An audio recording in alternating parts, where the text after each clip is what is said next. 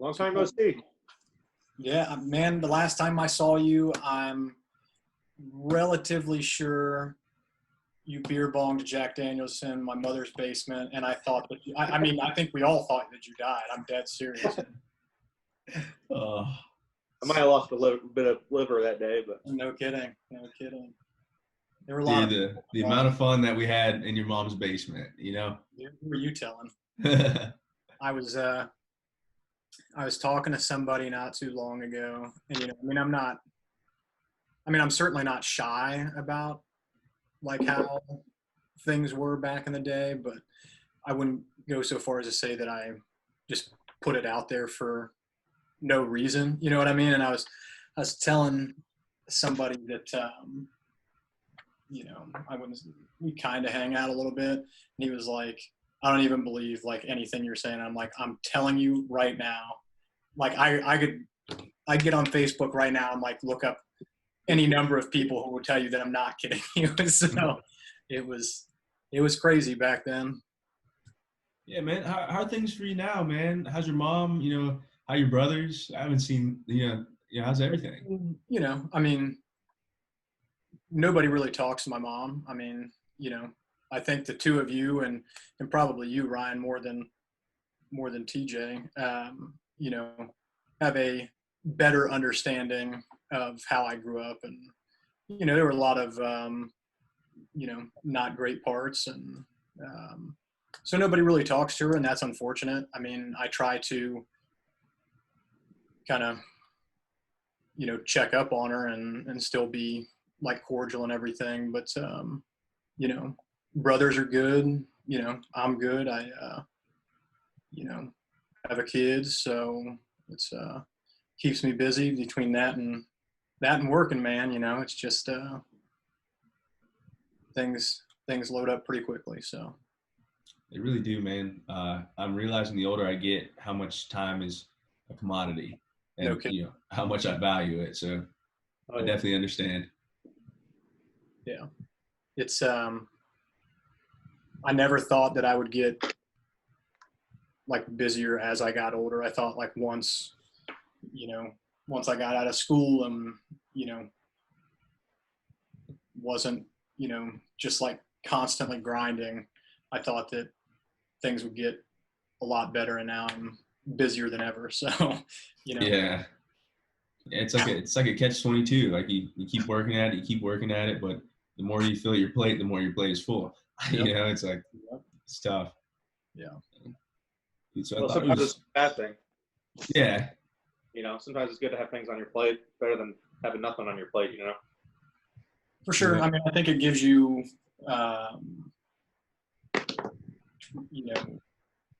kind of something to look forward to, a little bit of responsibility. Never killed anybody, so. For sure. Yep. Yeah, man.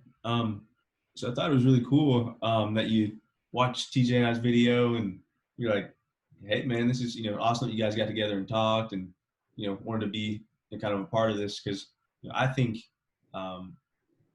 without coming to consensus about what even reality is, and the way we see each other and things like that, it's kind of tough to move forward as a people. And so it's been interesting for me to get in touch with people who have different opinions or different views on the world, Right. just so we can kind of get a clearer picture. And so I thought it was really neat that you reached out, man, and I'm very very much looking forward to hearing how you see the world. Yeah, I mean, it's probably good and bad. I mean, being stuck inside all the time, like everybody else, I probably, my screen time has probably gone up exponentially, in the last couple of months. I never used to get on Facebook, never used to spend time on it,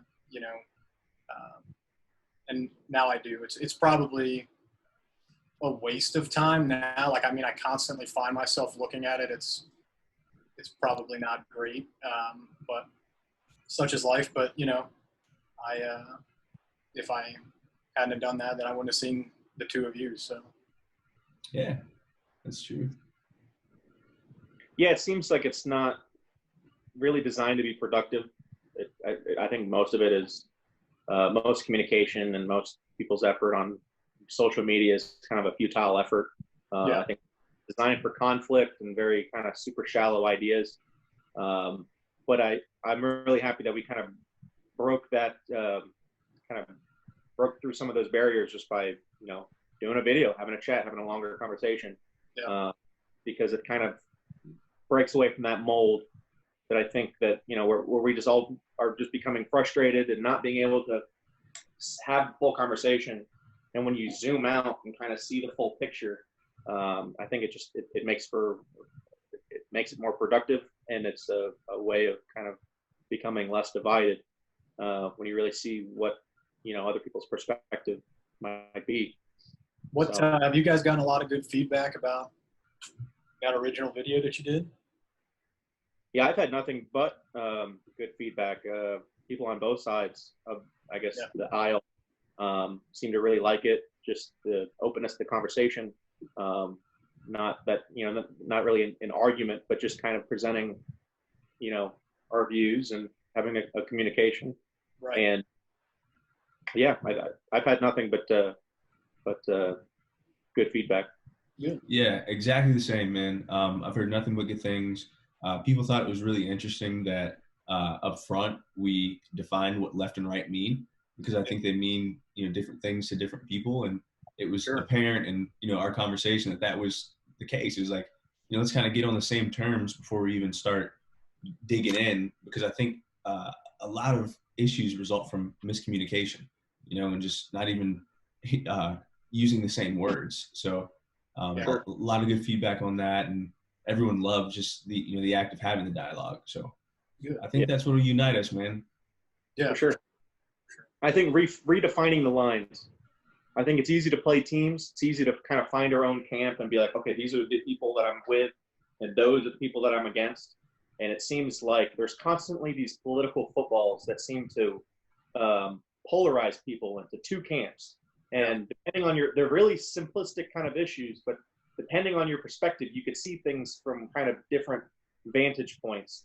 And I think whatever these political footballs are, they seem to be very just alluring and very good at drawing people in and getting people riled up and kind of turned against each other.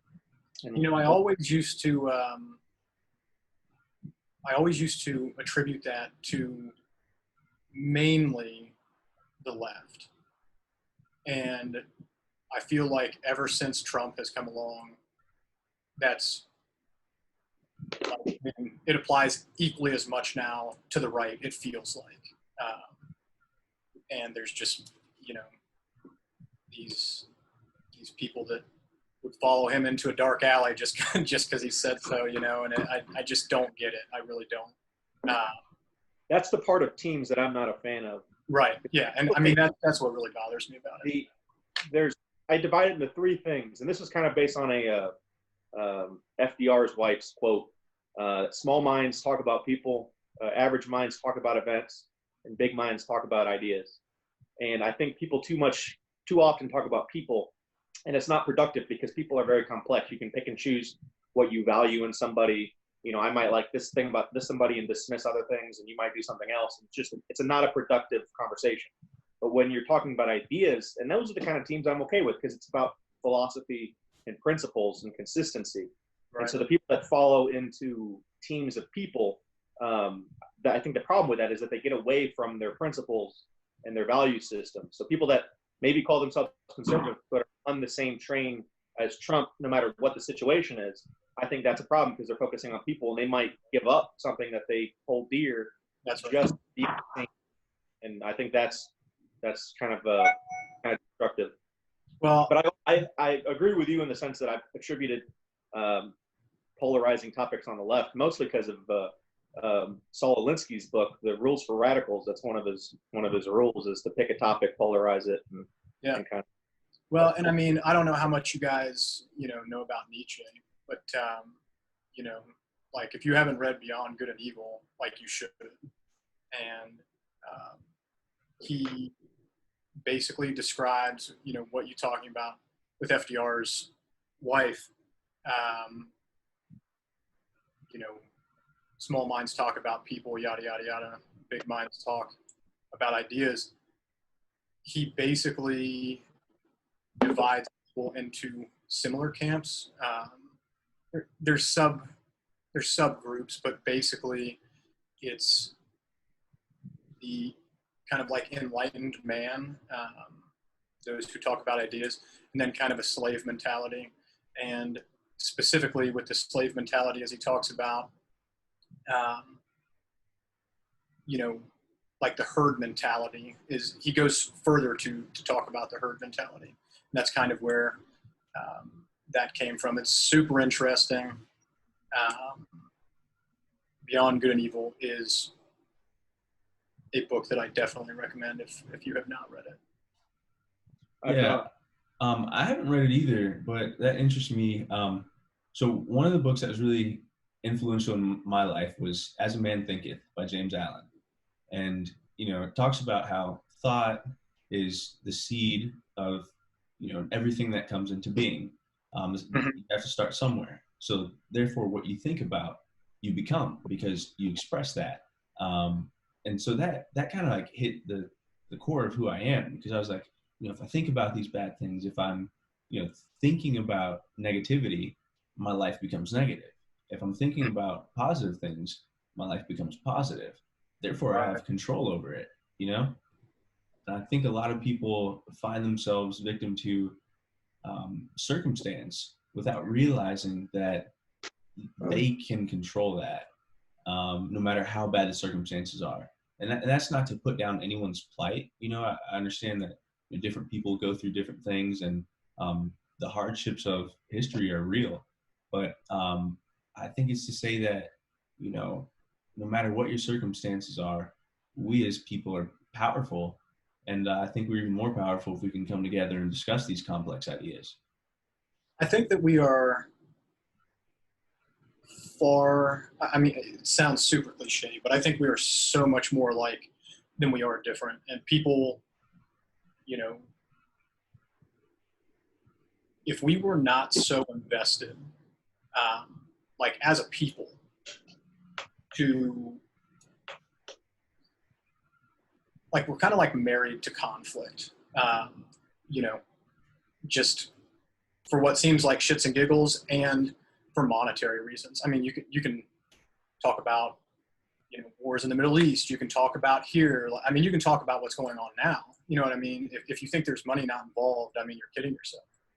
And it just seems crazy to me, really.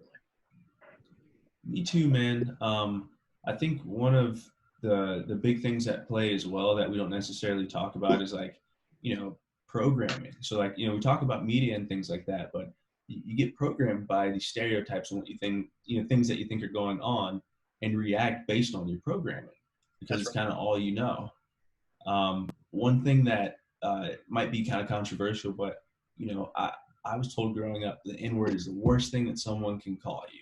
You know, if someone calls you that, this is the way that you need to react. Yeah. And it's like visceral now, you know, when I hear it, when I see it. And it's because I was told that.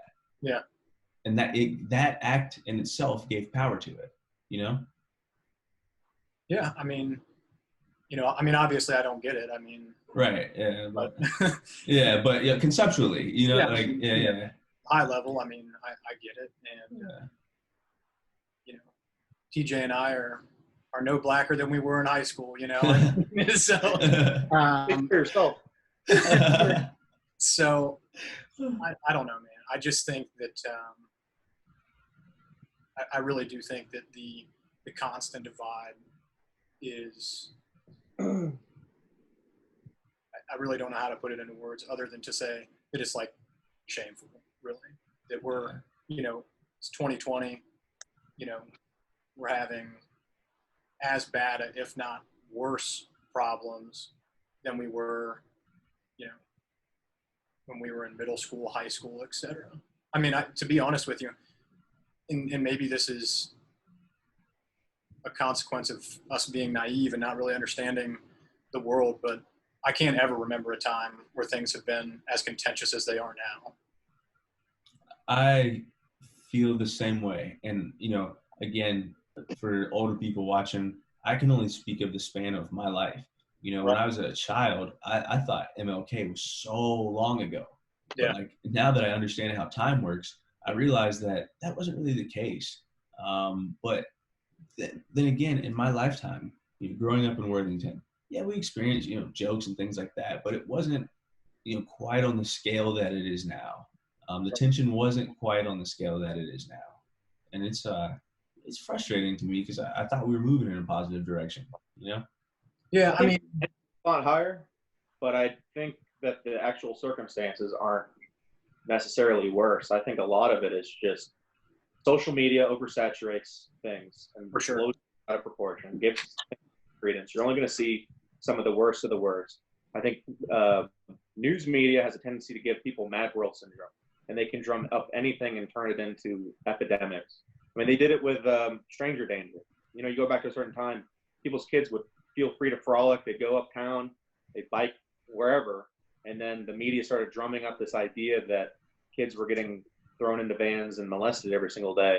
And everybody said, fuck that. We're not going to, you know, allow our kids to play anymore and go out. And it wasn't based on anything. There was no objective data that suggested that there was a higher number of abductions. And the majority of abductions weren't strangers. It was within families and people that already knew the kid. But, you know, it was a perception that was not based on reality. And I think there's a lot of that. I think there's a lot of mad world syndrome that the media drums up and turns events into epidemics. I mean, just look at school shootings and mass shootings in general. I mean, the murder rate is half of what it was in 1992. There are more school shootings in the 90s than there are today. But I think the perception would be murder seems to be at an all-time high. Mass shootings are at an all-time high. So I think a lot of that is just shaped perception instead of anything based in reality, and just drummed up oversaturation on social media. Well, I mean, to that same end, I mean, you know, crime, especially, I know violent crime for sure, but I think crime in general is down. Violent crime is down to its lowest level since like 86, 87, something like that. But you'd never know it. Yeah, I think there is like a hypersensitivity that, you know, just comes into being from seeing all these different things happening. And you don't realize the scale, right? Like we're a country of, what is it, 340 million people? Yeah. Like, yeah, so that's a lot of people. So one event happening in this one little small town to 4 people, I mean, it's very unfortunate. Don't get me wrong, but I think, like TJ says, it gets blown out of proportion, and people think that the whole world is like that. And then you hear these things every day. It's doom and gloom, and it starts to warp your worldview a little bit. And when you get off of social media, when you get away from the TV and you just experience the real world, all of a sudden you kind of come back to normal and realize, well, you know, the vast majority of exchanges with people is pleasant or neutral. You know, I don't think many of us experience firsthand consistent negative interactions with people. I mean, even I know, Ryan, you recently brought up some interactions in your past, just race related. But I bet those stand in stark contrast to the vast majority of interactions you've had throughout your life. 100%, man. That's 100% true. But it just kind of shows you, I think they stand stark because of probably the amount of positive reactions you've had with people. And so I think you can allow anybody can choose their perception and how they feel like they're living their life and what the world looks like. You know, you can focus on the good, you can focus on the bad. Now that doesn't discount actual, you know, oppression, but I think you kind of can choose what type of attitude and what kind of mentality you take in life. Book that taught me that was Man's Search for Meaning by Viktor Frankl. He experienced the Holocaust, and he talked about his whole, what camp life was like, and people dying and seeing all these bad things happen. And he came to the conclusion that you apply your own meaning to life, and therefore it's up to you. Which is kind of all these great philosophies through time have kind of told us the same thing. It's up to you to decide what you want to do with your life and what you want to focus on and what you want to look at. And no matter how bad your circumstances, you can rise from them. Yeah, I think that I think that that's true. My mind is blanking right now. I can't remember who wrote the Gulag Archipelago, but Solzhenitsyn. so thank you. Yeah. And I haven't read it. I mean, I've read like high level notes of it, but I mean, that's, more or less the same premise. And I do think that mindset has an awful lot to do with things. For sure. Well, do we want to get started with kind of our little list, or kind of how we planned on organizing our discussion? And, Yeah, Let's do it. Yeah. I think one of the first things on there was kind of your politics, your philosophy, your upbringing, kind of how Ryan and I started in the last one. Corey, did you want to give us your background and your philosophy and kind of where you're at with your politics? Yeah, I mean, I can give you a quick rundown. So, obviously I grew up in Worthington. I mean, Ryan knows a decent amount of this. I mean, we should have never lived in Worthington from a financial standpoint. I'm not going to go into how we lived where we lived, but, nevertheless we did. We were on every social, program, every social welfare program there was. And, there was a lot of, I would say that we were always, I don't know if popular is the right word, but we always got along with everybody. There were always things that came up about, like the clothes that we wore, the book bags that we had, or, those types of things, because we always got our stuff from, like charity newsies and all of that other stuff. So I think that it gave me probably just the opposite of Ryan. I was in a very good neighborhood, in a very good school district. Obviously, I'm white. The majority of the people that I was around all of the time were white as far as school and all of that other stuff went.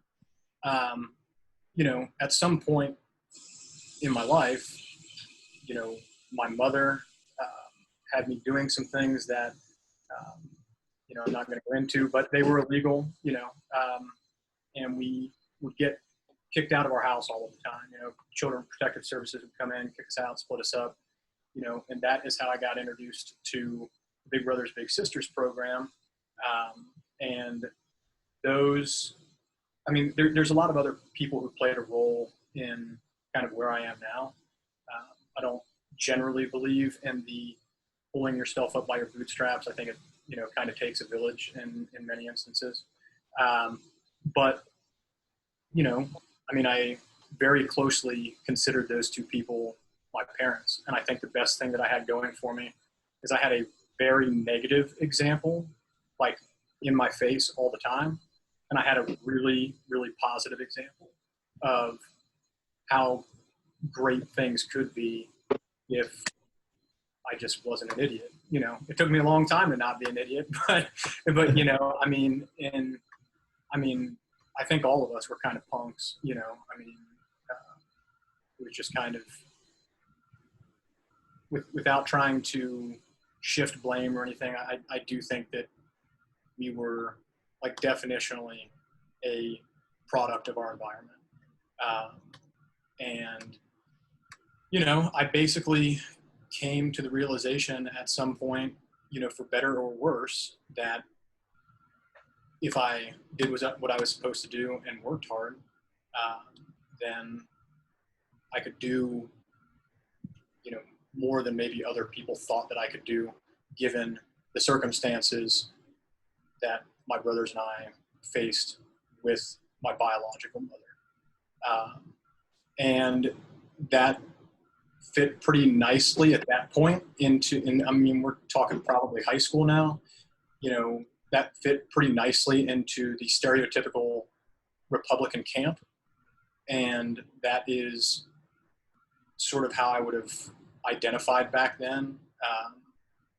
I was always mostly in favor, I guess where I split off from that fundamentally was like, I'm generally pro-choice. I mean, I think that the right has probably the better argument in that they're protecting a life. As far as Ryan, you had mentioned government overreach in your guys' last conversation. I mean, I just don't think it's the government's role to come in and say that, you can't do that. But and that was one of the major ways that I split with, stereotypical Republicans back then. But then, as I got older, I saw more, I went into the military and came out. I saw things a lot differently. I mean, I'm certainly not a Republican. I would say that I'm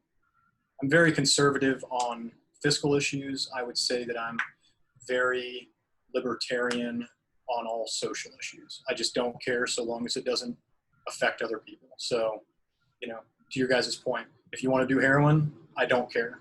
Go ahead and do heroin. But if you want to sell heroin, then, that starts affecting other people. I don't think that, that should be allowed. So I guess, that's kind of what got me to where I am now. That's awesome, man. It's interesting to me because your story reminds me of kind of this parable of two twin brothers, and they have a father who's an alcoholic. One goes on in his life and he never touches alcohol. The other goes on and becomes an alcoholic. And when asked why, they both said, because of my father. And so Yep. You look at that example and you're like, I'm going to do something. And I think you're a testament to what we're talking about, man. Just seeing you from a distance, grow up and stuff, and just we've hung out a lot, had a lot of cool experiences. It was great to see you become what you are, man. So yeah, man, it's awesome. And I mean, I guess I would say this, I don't think that I'm anything special, and I'm not here to reach too far around and pat myself on the back. Cause like I said, I don't attribute so much of anything that I have done, am doing or will do, I would attribute to many other people before myself. And I mean that in the sincerest of ways possible. I think a lot of people are pretty quick to say, oh, well, I did it all by myself. And, nothing could be further from the truth in so many instances. That said, I mean, I do think that we were raised under some pretty difficult circumstances. I mean, again, I'm not going to get into all of them, but it just gives you a much different perspective, I would say. I mean, kind of to Ryan's point a while ago, when I was 8, 9, 10 years old, my mother was sending me down to Ohio and Champion Avenue on the bus, by myself. And, if you want to talk about being out of your element, I couldn't have been, one of 5 white guys. And, I use the word guys pretty loosely, kids walking around, Ohio and Champion Avenue. And that was back, it's not too much of a bad thing anymore. But it was pretty rough back then. So. And, I think that's part of the human experience, man. It's tough for some. And I think no matter what your circumstances are, you can meet them. No matter what, hand of cards you're dealt, you can play them well. And the odds might be stacked against you, but you can really dig deep and make it out, man. I think your story is beautiful. For sure. I think too, there's value in adversity. I think many times that we kind of think that people that come from too good of an upbringing are have an advantage. I think many times there's examples of that causing atrophy. I think so. I think adversity definitely strengthens and hardens some people, and what might seem like disadvantages can, if you approach them correctly, can end up being what makes you stronger and have a better perspective going forward. For sure. Definitely, man. I'd say for me getting hurt, becoming paralyzed, it was really tough. It really shifted my world and kind of messed me up. But once I realized how patient I've become and how much it gave me time to read and really work on, my being, I was able to see the silver lining in what would otherwise be a terrible situation if I, chose to continue to look at it that way all the time. And that's not to say I don't have my moments still. I still wake up pretty sad sometimes, but it's a much smaller period of time than it used to be. Yeah, and I don't know. I hesitate to bring this up because I don't want to take anything away from you or your story, but on some level, I do feel for you on multiple levels. I've had 4 back surgeries at this point. I have something called arachnoiditis, which I don't know what exactly your spinal cord injury is, but you may know what it is, you may not. For the better part of a year, Amy and I were going to doctor's visits, coming in and out of surgeries, et cetera, where they were like, most likely you're going to be in a wheelchair, 35, 40 years old. And even back then, I'm not a highly emotional person. That's just not how I am. But even back then, being, I don't know, 25 or whatever it was, I don't think that you are truly prepared to handle that, mentally. And, it took a huge toll for a while. And, obviously I'm not in a wheelchair, thank God. I had some pretty awesome surgeons my last go around. And, arachnoiditis is not anything that you can come back from. It is degenerative, but, I'm in a much better place now than I was, whatever it was, 3, 4, 5, 6 years ago. So. I'm glad to hear that, man. Another quote from that book, Man's Search for Meaning, he says, man's suffering is like a gas. No matter how thick the gas is, it fills the chamber fully and completely. And therefore, man's suffering fills him completely. So I don't think you can compare two people's plights. And I think that's a problem people run into sometimes when they talk about it. It's like, hey, this is my story too. I just want you to hear it out and understand that I'm trying to empathize with you. And I think that's what we should focus on, Yep. Yeah. All right, TJ, your turn. A good question on, or you want an answer on background or? Yeah, whatever you think's appropriate. Obviously, Ryan and I have, a decent amount out there, and to be honest, I don't know a whole lot about you other than, I know that we started, hanging out together in high school, but Ryan and I go kind of a ways back. You and I don't, so hit Sure. me. Grew up pretty average. My dad was in the military. My mom was a stay-at-home. Had a daycare. They got divorced when I was like 13 or 14. My mom moved out. I lived with my dad, and we really didn't have a good relationship in those 4 years when I was in high school. Kind of like passing sales in the night. I did a lot of soul searching at that time, and I'd go out and party and all the crazy shit that obviously you guys know about.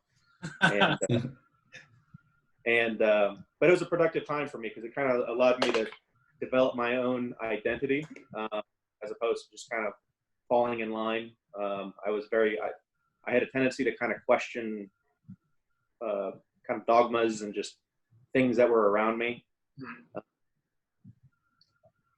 I was, at the time kind of questioning religion and basis of morality and kind of what already kind of had questions about education. I felt like even in high school that it was just the purpose was just to create dope, repetitive work, kind of a factory model of just future workers. And I didn't really buy into education very much. And I didn't go to. I went to college for maybe a few months and stopped going, and decided to kind of just try to make it on my own.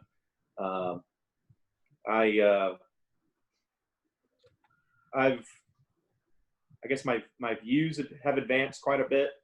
I was kind of very much kind of anti-religious. I was a socialist even. I classify myself as maybe like 18, 19, 20. Maybe part of that came from ego, kind of like if you could envision the world, what would it look like? And I kind of rode that out to where I'm at now, just kind of finding, I think it's been a constant kind of search for truth. Mm-hmm. I think we all have a tendency to try to especially that maybe the three of us try to get a sense of a proper meaning behind existence and what life is like, and find, absolute truths. And so that's kind of been my pursuit, is just trying to discover truth and share it as I go. It's good, man. I think that's good. I mean, I do share your sentiment about school. I mean, obviously, I wasn't there half the time, so I don't think that I had a job when I was like 16, 15, Yep. 16, and I worked with a lot of college kids. And that was another thing that scared me out of school, was I was seeing a lot of them graduate and then have nothing to show for it. They would come out of the university, and there weren't any jobs for them. They'd have, 6 figures and student loan debt. And so when I got there and started going to school and started to see like, okay, I could be racking up a bill, and I really don't know at 18 what it was that I was trying to do. I didn't have a plan in place. I was just kind of going because that's just what you do. And so I just dropped it and said, you know what, you can always come back to this maybe when you're more mature or have a proper plan. And so I think seeing firsthand people, 4 years, 5 years, 6 years in the future from where I was, and coming out, in debt and underemployed, kind of scared me out of following that same path.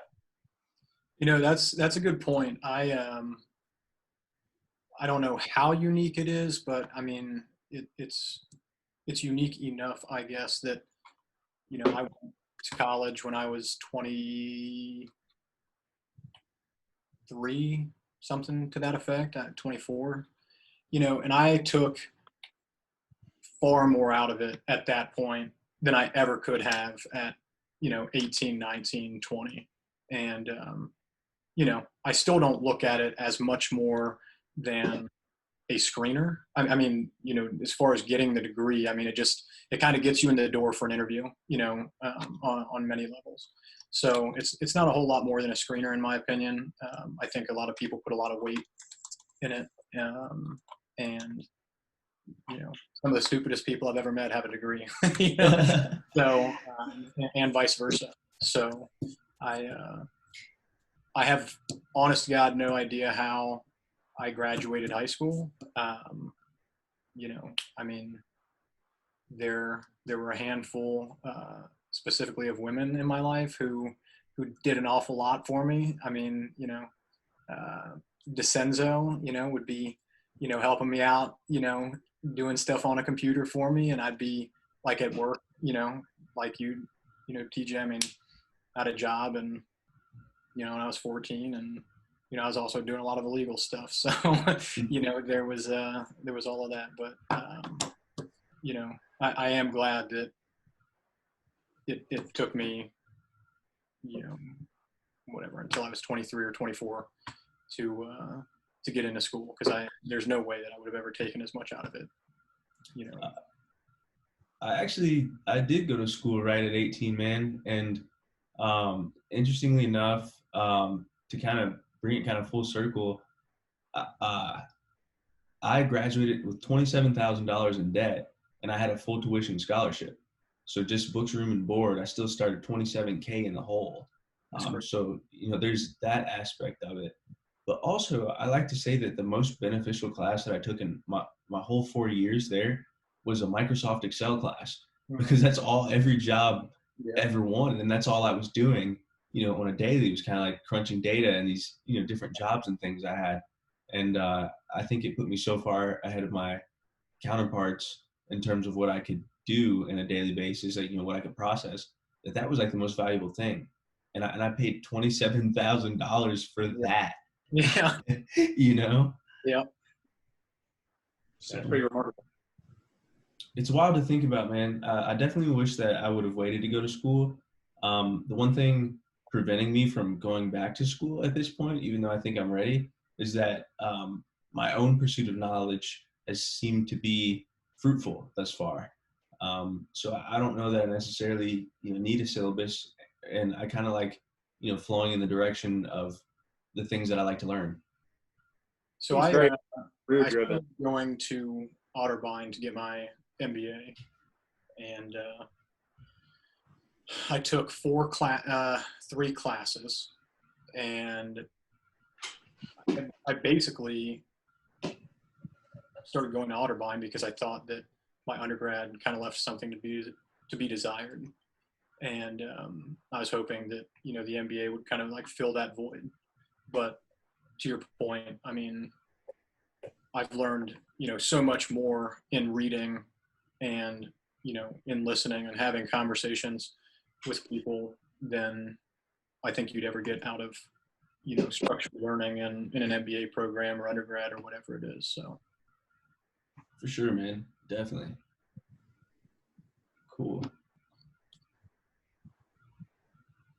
All right, you ready to? I don't know what the next subject is. I actually had a couple questions first pertaining to background. Yeah. And this, now we can kind of talk about views and whatnot. What is for both of you, what is your view on religion? What is if you're not religious, what is your basis of morality? And how would you kind of define that? Yeah, man. So it's been an interesting search for me. Just to give you a little background, I went to a Jewish private school for kindergarten through 6th grade because I didn't live in the best neighborhood. We had a house up the street, guy sold drugs, everyone knew it. It was just kind of like that. You don't say anything to them, they don't say anything to you. Stay out of your way type of thing.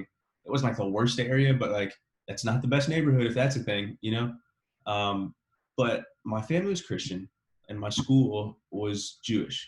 And so I was like, from a little kid, I was like, how are you telling me you're right? But they're telling me completely different things and they're saying they're right. And so I was kind of like agnostic for a while. And then I went through this phase where I was completely atheist. And I was like, there is no God. And I was kind of coming back to spirituality when I started getting into like math and stuff a little bit. And, I saw that there was some like beauty inherent in that. And I didn't know what it was. I started listening to Alan Watts, nature of consciousness and being connected. Started looking at Buddhism a little bit. And I was like, maybe there's something bigger than us. I break my neck on a snowmobile and I'm like, nope, there's no God, there's no meaning, fuck all this. This is, terrible. But recently I've come around to spirituality and I kind of think that we are all one. I think we're all one thing that's interconnected. I think, there is some invisible force out there that is kind of guiding us along some sort of path. But I think that we as individuals, because we're connected to this invisible power, have a lot of power inherent in ourselves. So I don't know, man. I'm kind of like weirdly Buddhist. I think we're, connected. I don't really subscribe to organized religion, but I can see the lessons in a lot of it. I would say that, I would echo a lot of that. I'm at least a deist, and I've gone through, some ups and downs as far as, kind of like Brian was saying, I got hurt and thought, there cannot be a God, if all of this is going on. You know, going to, a different country and, seeing some messed up things, I thought there can't be a God. I've largely gotten over that now. Like I said, I'm not, it's something that I still struggle with, to be honest with you. I mean, I don't have the answers. It is something that I think about, kind of randomly actually, and still try to work through. But as far as morality is concerned, I don't know, man. That's a great question. For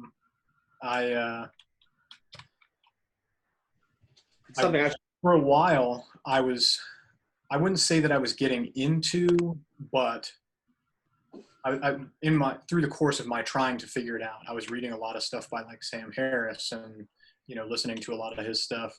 And I read this book of his, Free Will. And a lot of it is above my head. I mean, I'm not the smartest guy you're ever going to meet, and he is one of the smarter guys you're ever going to meet. Yeah. So, and I mean, I disagree with him on a lot of foundational issues. But the book Free Will really opened my eyes. It was something that I had not thought of before. And I'm not, I would do a pretty terrible job butchering the premise and everything, but it more or less at a super high level is there is no such thing as free will. Is that, you are manipulated by so many forces that you just don't even have any awareness of, that you can't possibly have free will. And I don't necessarily agree with that, but I do think there is some there in that. And, like I said, I mean, I'm still trying to figure it out. I do think that morality comes, that there is an inherent good and an inherent bad, especially in our culture. And I guess that's largely where I draw morality, which is obviously based on like Judeo-Christian values. So I was a staunch atheist. I was a big fan of like Richard Dawkins and Christopher Hitchens. Yeah. The God Delusion when I was like 20 and thought I was the smartest kid in the world. I didn't exist. And as I've gotten older, my views on, especially Christianity and Judaism, have changed. And I think that change for me was, I always debunked religion by scientific methods, by basically saying that, with evolution, with what we know about the world and the universe, that there's no use for religion. And I think that view shifted here in the past few years, where I stopped judging it based on a scientific document and started judging the Bible and kind of those values on human wisdom and understanding how societies should structure themselves and how the individuals should structure themselves. And I think there's a lot of well thought out wisdom that is the basis for morality, that is the basis for civilization. And whether or not it's true, I mean, I doubt it's obviously the story is true. I think we have a tendency to throw it all away on the basis of it's kind of, I guess, scientific conclusions. And obviously we know more now than we would know 2,000, 3,000 years ago about science. But I think just I've learned to at least value it in the sense of the value system is what, the Constitution, the United States, sure. Yeah, is based upon. I think it's interesting that you pointed out, looking at everything as kind of human wisdom. I kind of had that realization. I was reading The Way to Wealth by Benjamin Franklin. And I think he quotes a lot from Poor Richard's Almanac in that, but I noticed the way he wrote it out. It was like, he'd kind of say this saying, and then he'd like, and then say another saying that's kind of like, a different metaphor. And it's like, and like to keep trying to explain this, these different ideas and concepts. And I'm like, man, that was when I kind of had the realization that it's like, there's this inherent wisdom, but we just have such a hard time explaining it to each other. And, we don't even know what the same words mean. We're not agreeing on, the same principles and things like that. It's just kind of hard to get to truth when you can't really understand each other. And so I think this is a search for understanding, and instead of, fighting and conflict, like you said. We've been kind of married to that, and we need to, maybe take a look in the mirror and be like, hey, let's figure this out.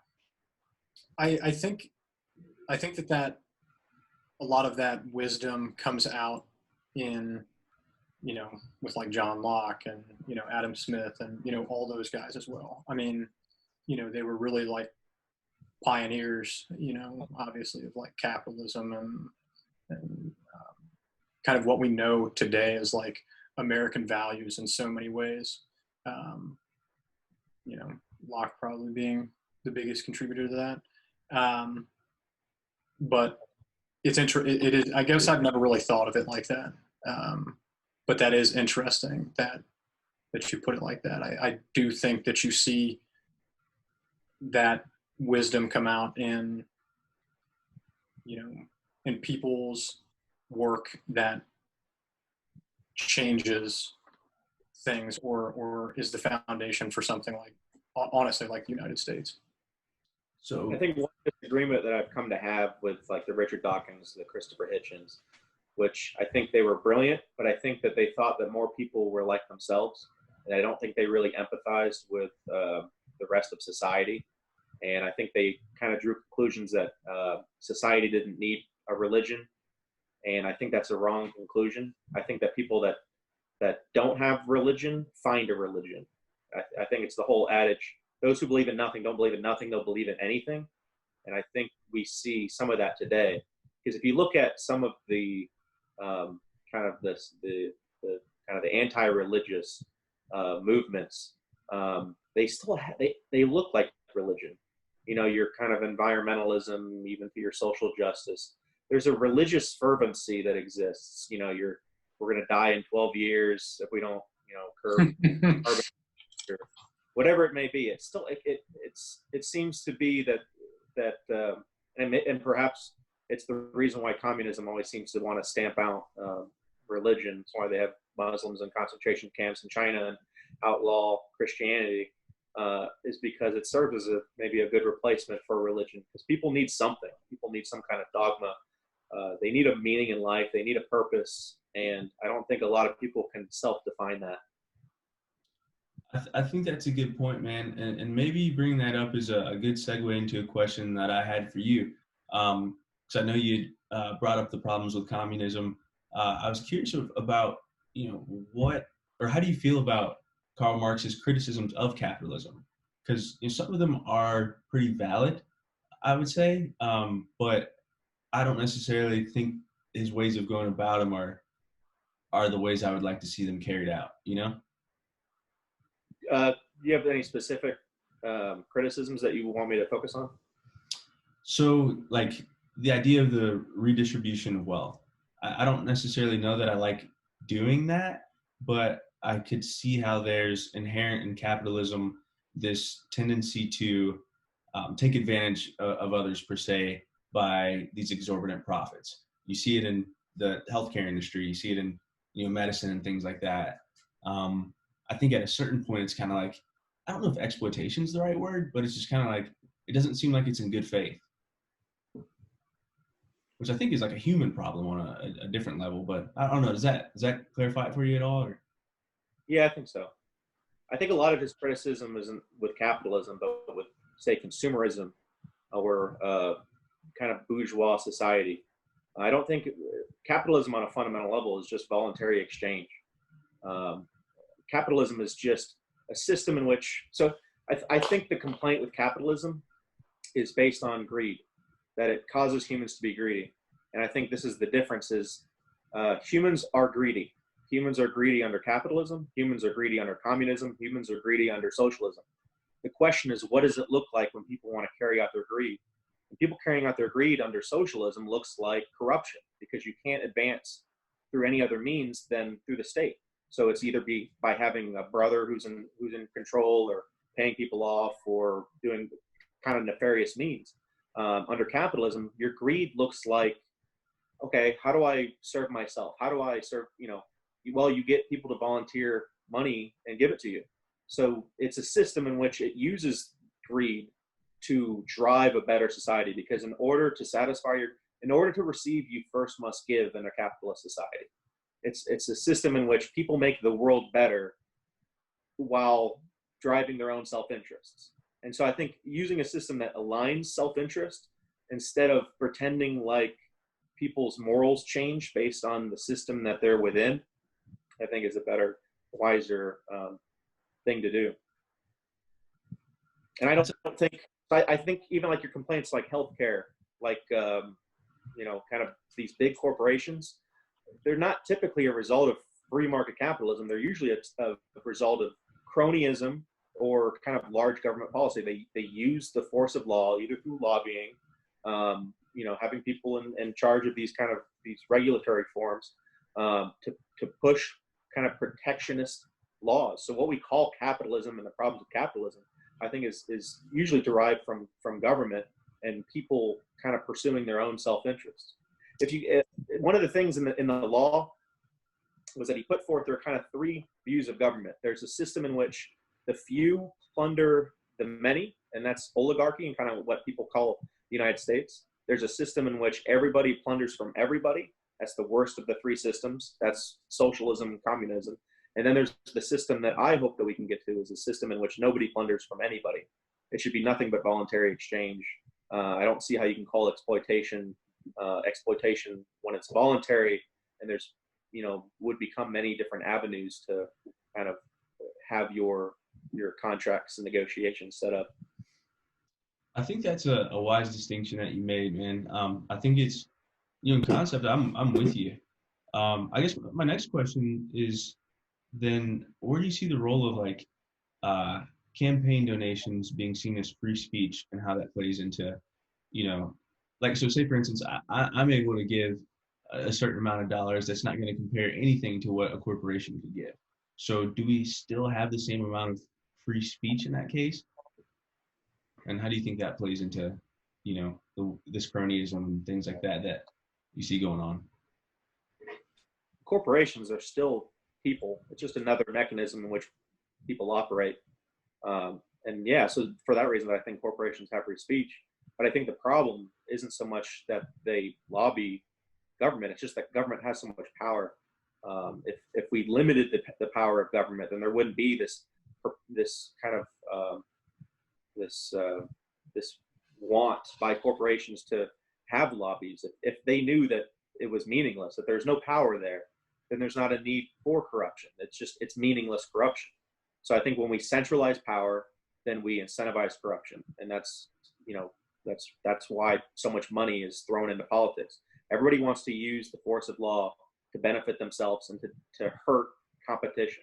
It's one of the reasons why a lot of like big corporations are the ones that push for regulation. Right, yeah. They know that they're big enough and they can afford to pay for it, and they know that their competition isn't built in the same way that they are. Or they want the corporate tax rate to be as high as possible. I mean, up until recently, it was 35%. That was the highest in the developed world. And a lot of corporations were fine with that because they weren't paying 35%. They were going overseas and having subsidiaries that they gave money to.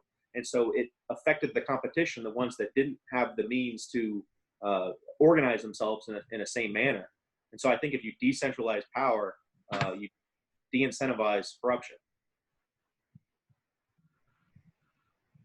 Dude, I think that's a great point. So I guess the next question is, where do you see the world going, like under Donald Trump? Like if he does continue to kind of be the president, he gets elected.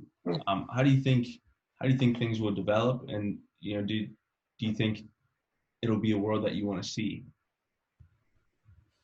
So, and this is kind of one of the ways that I differ from, I think, maybe people from on my side, or even people on the other side of the aisle. Is I think that in the game of politics, if you're a progressive, most of your politicians are pretty much going to do what you want them to do. They're going to try to grow government. They're going to try to to provide you health care or all the things that they promise you. But I think on more the conservative side, the Republican side, I think most Republicans are frauds.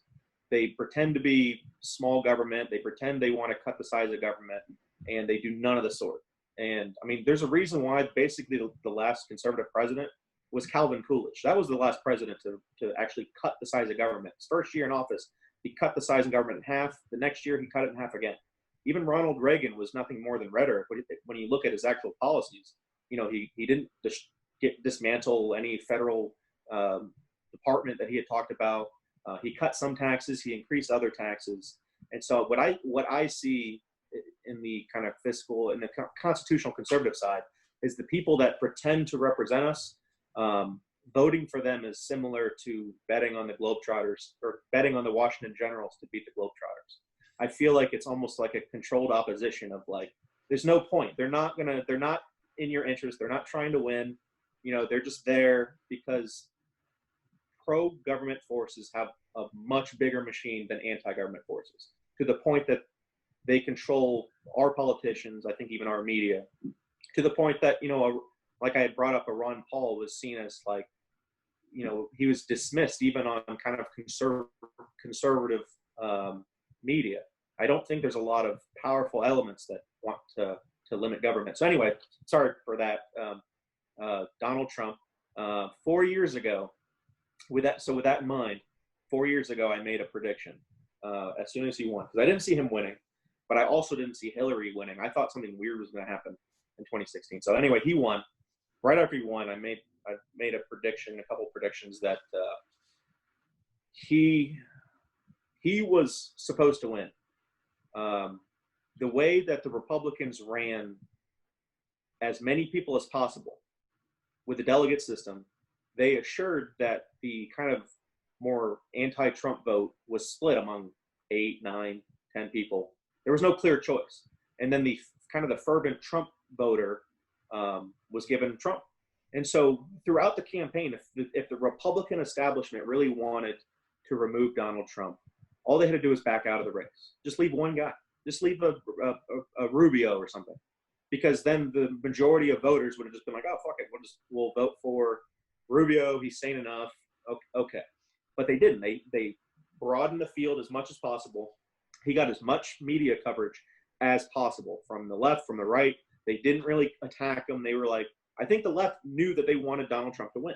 I think, kind of MSNBC was like giving him kind of positive coverage. You have Mika Brzezinski and the other guy that she's married to would like have him on. And, it wasn't like the world is ending until he actually won. And so I don't think that he's constitutional conservative. Of course not. I think he's interested. In all honesty, I think he's only there to run socialism against. That's my opinion. I think that he's a caricature of conservatism and capitalism that is easy to run socialists against, because you can't run socialism against true capitalism, unfettered capitalism, conservatism.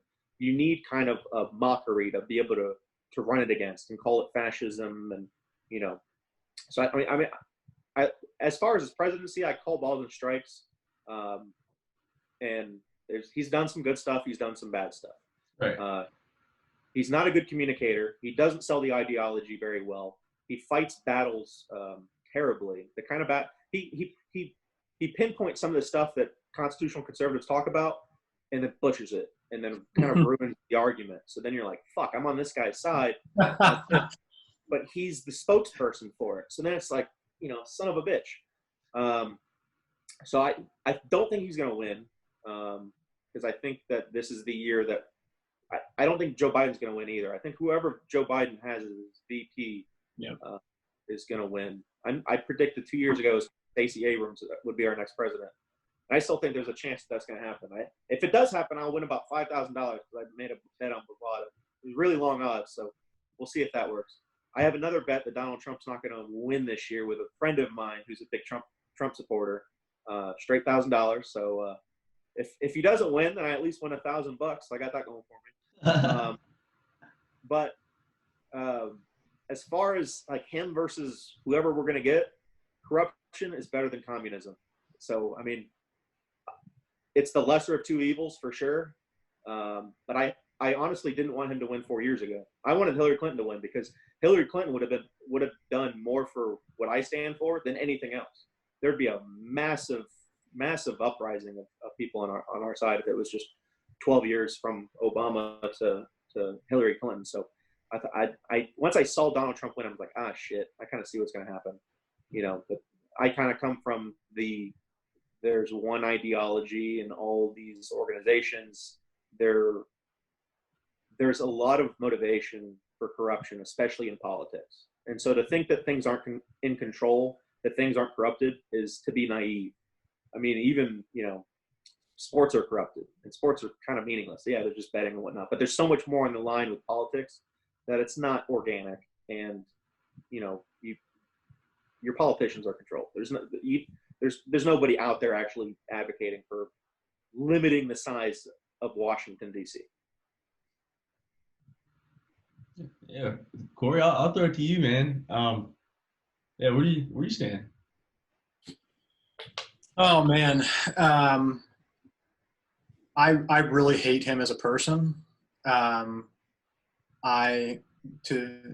TJ's point, I mean, he's kind of like,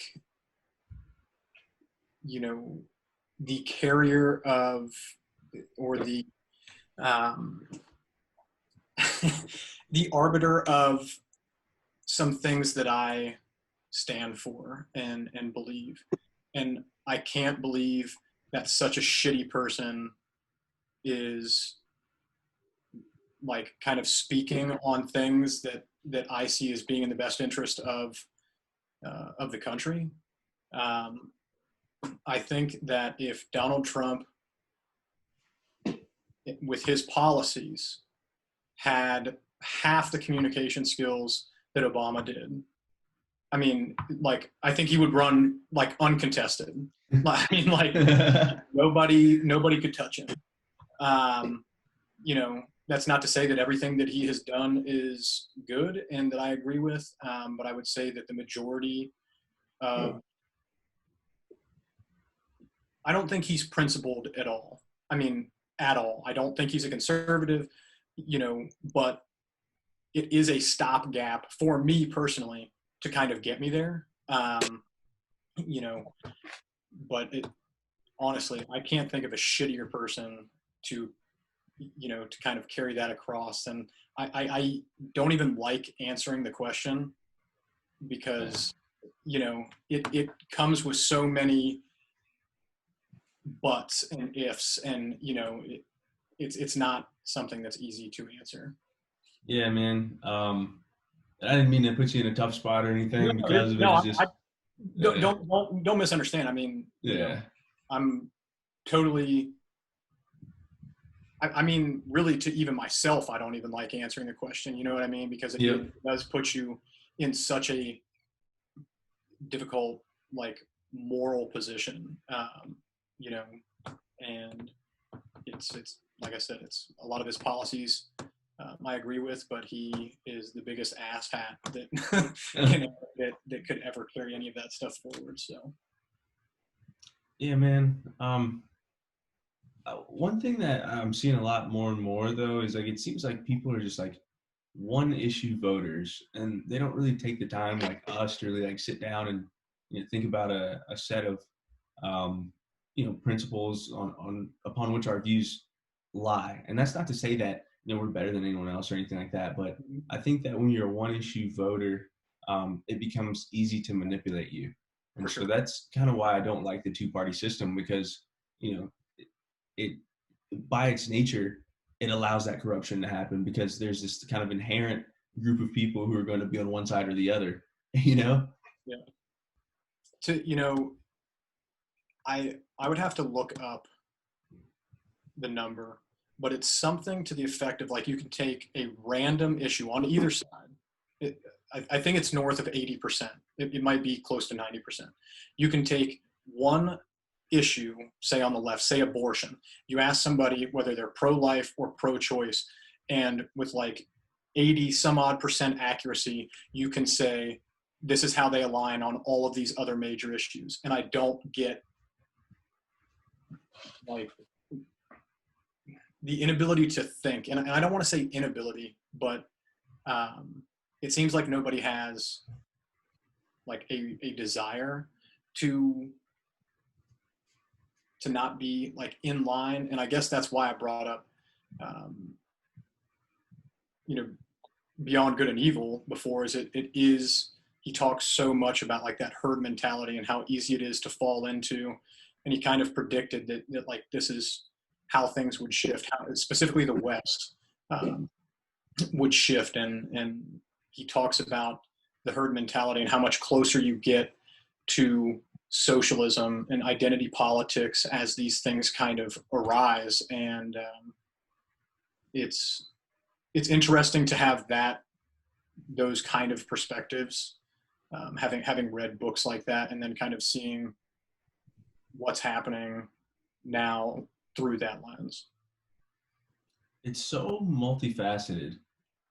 It takes a deep analysis, and a lot of, I mean, kind of going back to the media piece, a lot of us are just fed headlines, and it's just like, oh, it's easy to have the opinion of, the headline because they're telling me what's good and bad, rather than you really digging into it. So I think that's tough, man. I think jobs have a lot to do with it. I think I maybe talked about this before. You're at a place 40, 80, 100 hours a week.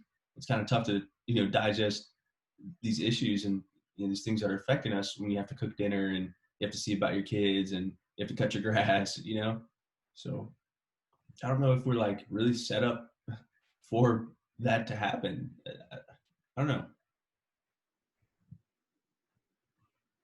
Seems like we're so far down a path that I see no feasible way off, I guess. Like I think we're headed towards just kind of a global control, a collapse of the country. I mean, there's so few people that are, I guess, aware of kind of what the purpose of the United States was and what it actually, is based upon. And I think the society as a whole has just kind of gotten vapid and shallow. And the argument, the discussion just completely derailed. In that regard, I'm kind of hopeless that society can just somehow figure it out and become enlightened and start speaking truth. I think there's just a lot of lies out there, and I think a lot of people are willing to go along with those lies. There's a lot more cowards and a lot fewer people who are willing to be courageous. There might be a lot of good people, but courage is a really very rare virtue, and I think it's a more important virtue. And there's not a lot of people willing to speak unpopular truths. There's a lot of people willing to conform to popular lies. And I just think that the country as a whole, morally, intellectually, and then just financially, are almost to complete ruin. So we got that to look forward to. Yeah, man. I feel the same way. And I was actually inspired by our conversation. So actually, I was hoping you'd give us like a little bit of, the idea of the United States, because I think it's something people don't talk about. But I know, like, I have to admit, man, I didn't even have a copy of the Constitution and the Declaration of Independence in my house. I was like, I should probably get one of those. It seems something easy to look up, but I was just like, man, like, how do I live in this place and, not really understand what this document really means and, and how important it is. So, I got that. I got the Federalist Papers. I'm really starting to read through some of these documents that founded the United States of America. So, would you mind giving kind of a little summary of what you've come to know it as? Well, that's quite a question.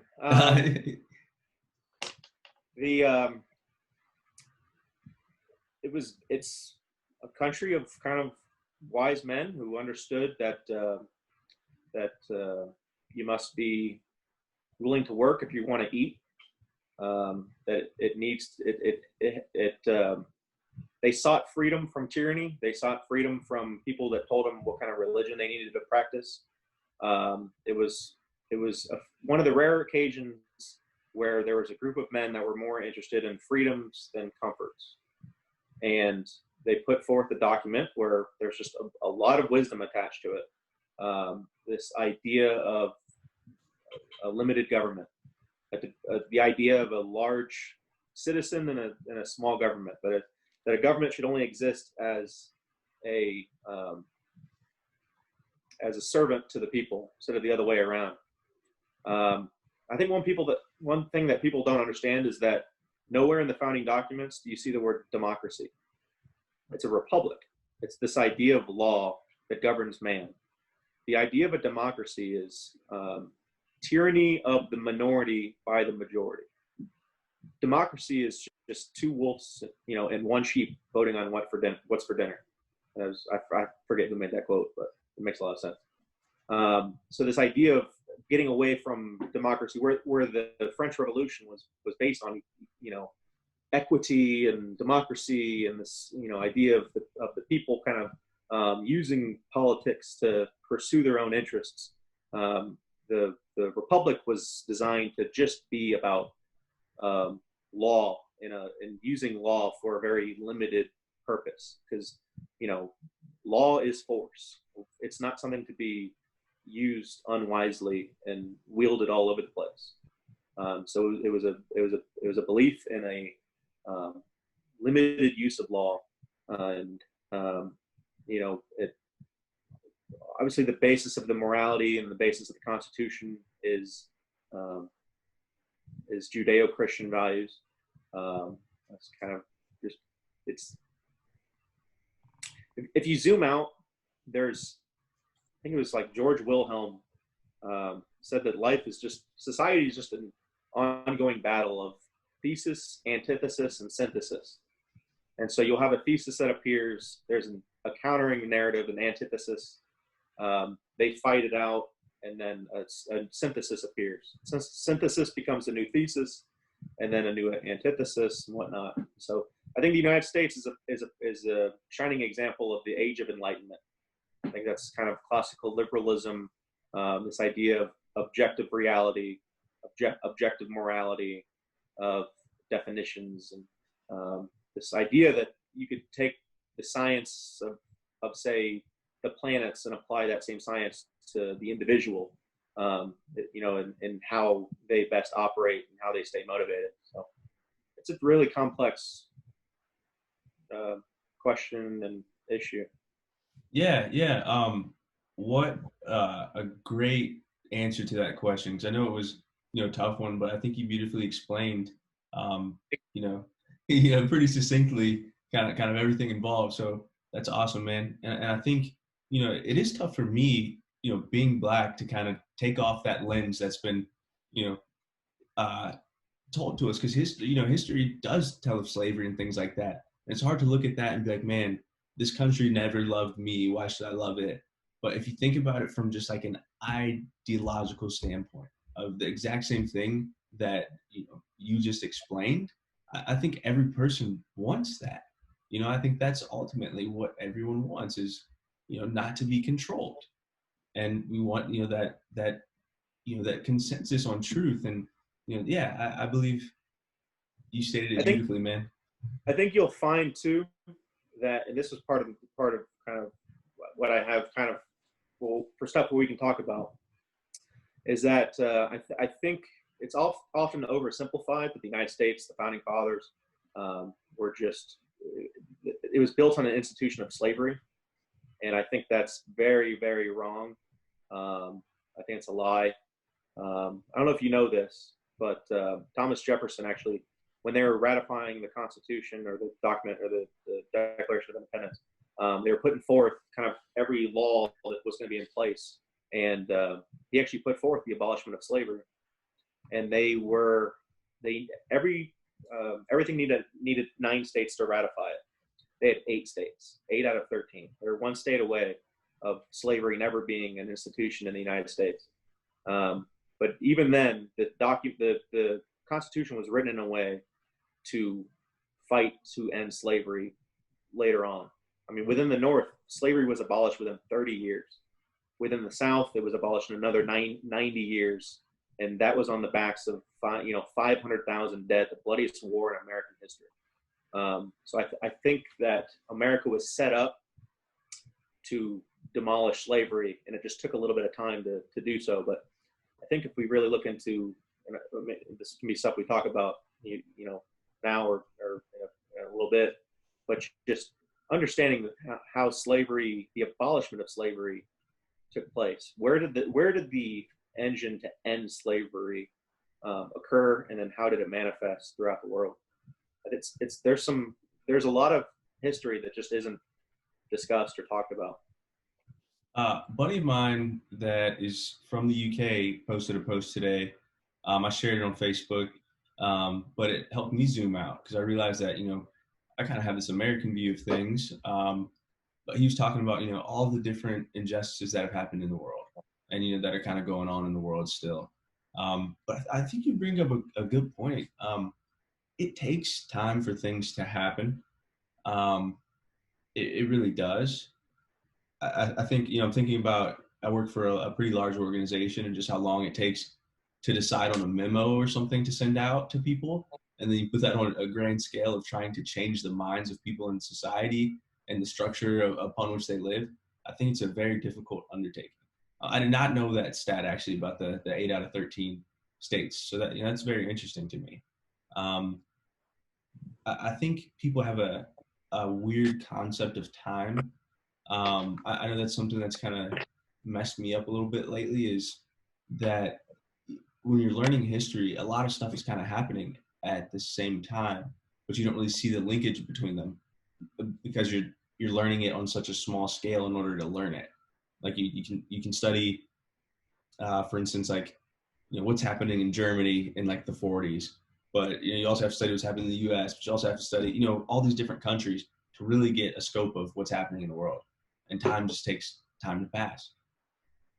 I think too, we sometimes don't have a sense of reality. Like take child labor laws, for example. I think we think of this evil time where, kids were forced to work. And I think we juxtapose today's kid to like 100 years ago, where we think of some kid working, like going to the Apple store in the mall and eating pretzels, and comparing that to a kid from 1904, where 95% of people were farmers. There wasn't just, you didn't go to school to be an engineer. You farmed, and then you farmed some more. And some of them didn't farm. They worked at a factory somewhere. But, they survived. That was how they fed their family. They contributed. But I think we apply today's world and try to empathize in that manner to the past. Yeah, I think so too, man. You see it happening. Like I remember there's controversy around, some songs. I forget what Christmas song it was. I don't know if it was "Let It Snow" or something, but people were kind of applying that, 2010s lens to it when it was a completely different time. What was acceptable back then was completely different, and I think, it hurts that some of those things were acceptable, and I think it's hard to look at that though and say, hey, we are developing and time does have to play out. Like a series of events has to happen in order for things to improve. Let me ask you, and we can just stay on the topic of slavery. What is your take on world slavery? Just kind of what your opinion of it is. How did it begin? Who was affected? And how did slavery come to end, the institution of slavery? Because it happened really quickly. I can't say I'm well versed in world slavery, man, to be honest with you. Have you ever read Black Rednecks and White Liberals by Thomas Sowell? A buddy of mine gave it to me. It's actually right here on my bookshelf, and I need to read it because people have been putting me on to Thomas Sowell. There's a chapter in there called The History of Slavery. And I read it, and there's a whole lot of stuff in that chapter that I've been never heard before.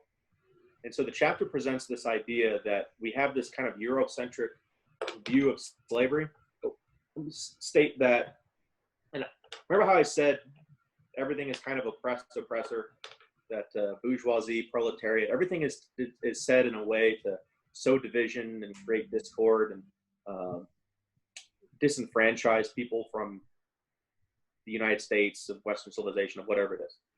And so I think slavery is another one of those examples, because it creates this image of just European-centric slavery. And so he lays forth, like, okay, we're going to go through what slavery actually looked like. And it was throughout the world. Slavery was an institution in the Western Hemisphere before Europeans came out west. It was an institution in Africa. It was an institution in China, in India, in the Philippines, in Indonesia, and in Europe. And the idea that, I think we have an idea that slavery was based on race, when slavery was based on vulnerability. And so for the I mean, it's a 1,000-year institution. Europeans enslaved other Europeans, Africans enslaved Africans, tribesmen out the Americas enslaved the weak. And the word Slavic people, Eastern Europeans, that the word slavery is derived from the word Slav, because they served as the slaves out in Western Europe. I don't think a lot of people know that there was 1 million Europeans sold in North Africa around this time of the Atlantic slave trade. White slavery was legal in Africa until 1877, some years after the Emancipation Proclamation. It was ended by. Let me ask you this: who was the original abolitionist? That's sure, man. Have you ever heard of William Wilberforce? I know of Wilberforce University in Ohio, and that's the only context of which I know the name.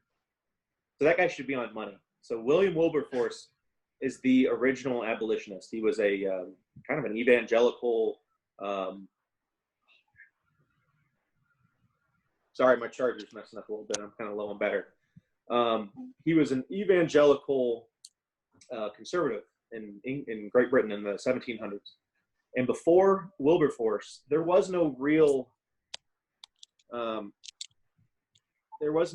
nobody had made really the argument or the claim that slavery was evil. You go back to Buddhism, to Hinduism, to Christianity, there was no moral thinkers that declared a war on slavery, that declared it immoral. It was just an accepted institution throughout the world. For whatever reason, I don't know. But Wilberforce was the first person to really, started the first initiative to end slavery. So his push gained traction amongst his group, kind of the evangelicals in Great Britain. And then it gained political prominence in politics in Great Britain, and eventually won through kind of parties that just emanated from there, where Great Britain was the first place to identify slavery as this evil institution. Wilberforce was an influence on the founding fathers. And so they put forth kind of in the Constitution that he had impact on Thomas Jefferson and these other founders that said, you know what, this is a wrong institution and we need to do things to end it. And so they tried to end slavery outright. They did make efforts to just end the slave trade out to the Americas. They didn't allow for any new territories to take on slaves. That was pushed by George Washington. And they kind of, the reason why they didn't fight the issue on slavery was because they realized that they needed the South to join forces. If they didn't have the South to go along with them, then the British would have joined the South, and they would have been probably defeated and not been able to be a new country. So it was a battle to be had later on. But anyway, Wilberforce, this kind of anti-slavery movement takes off in England, and they didn't have a war. They just paid off their slave owners.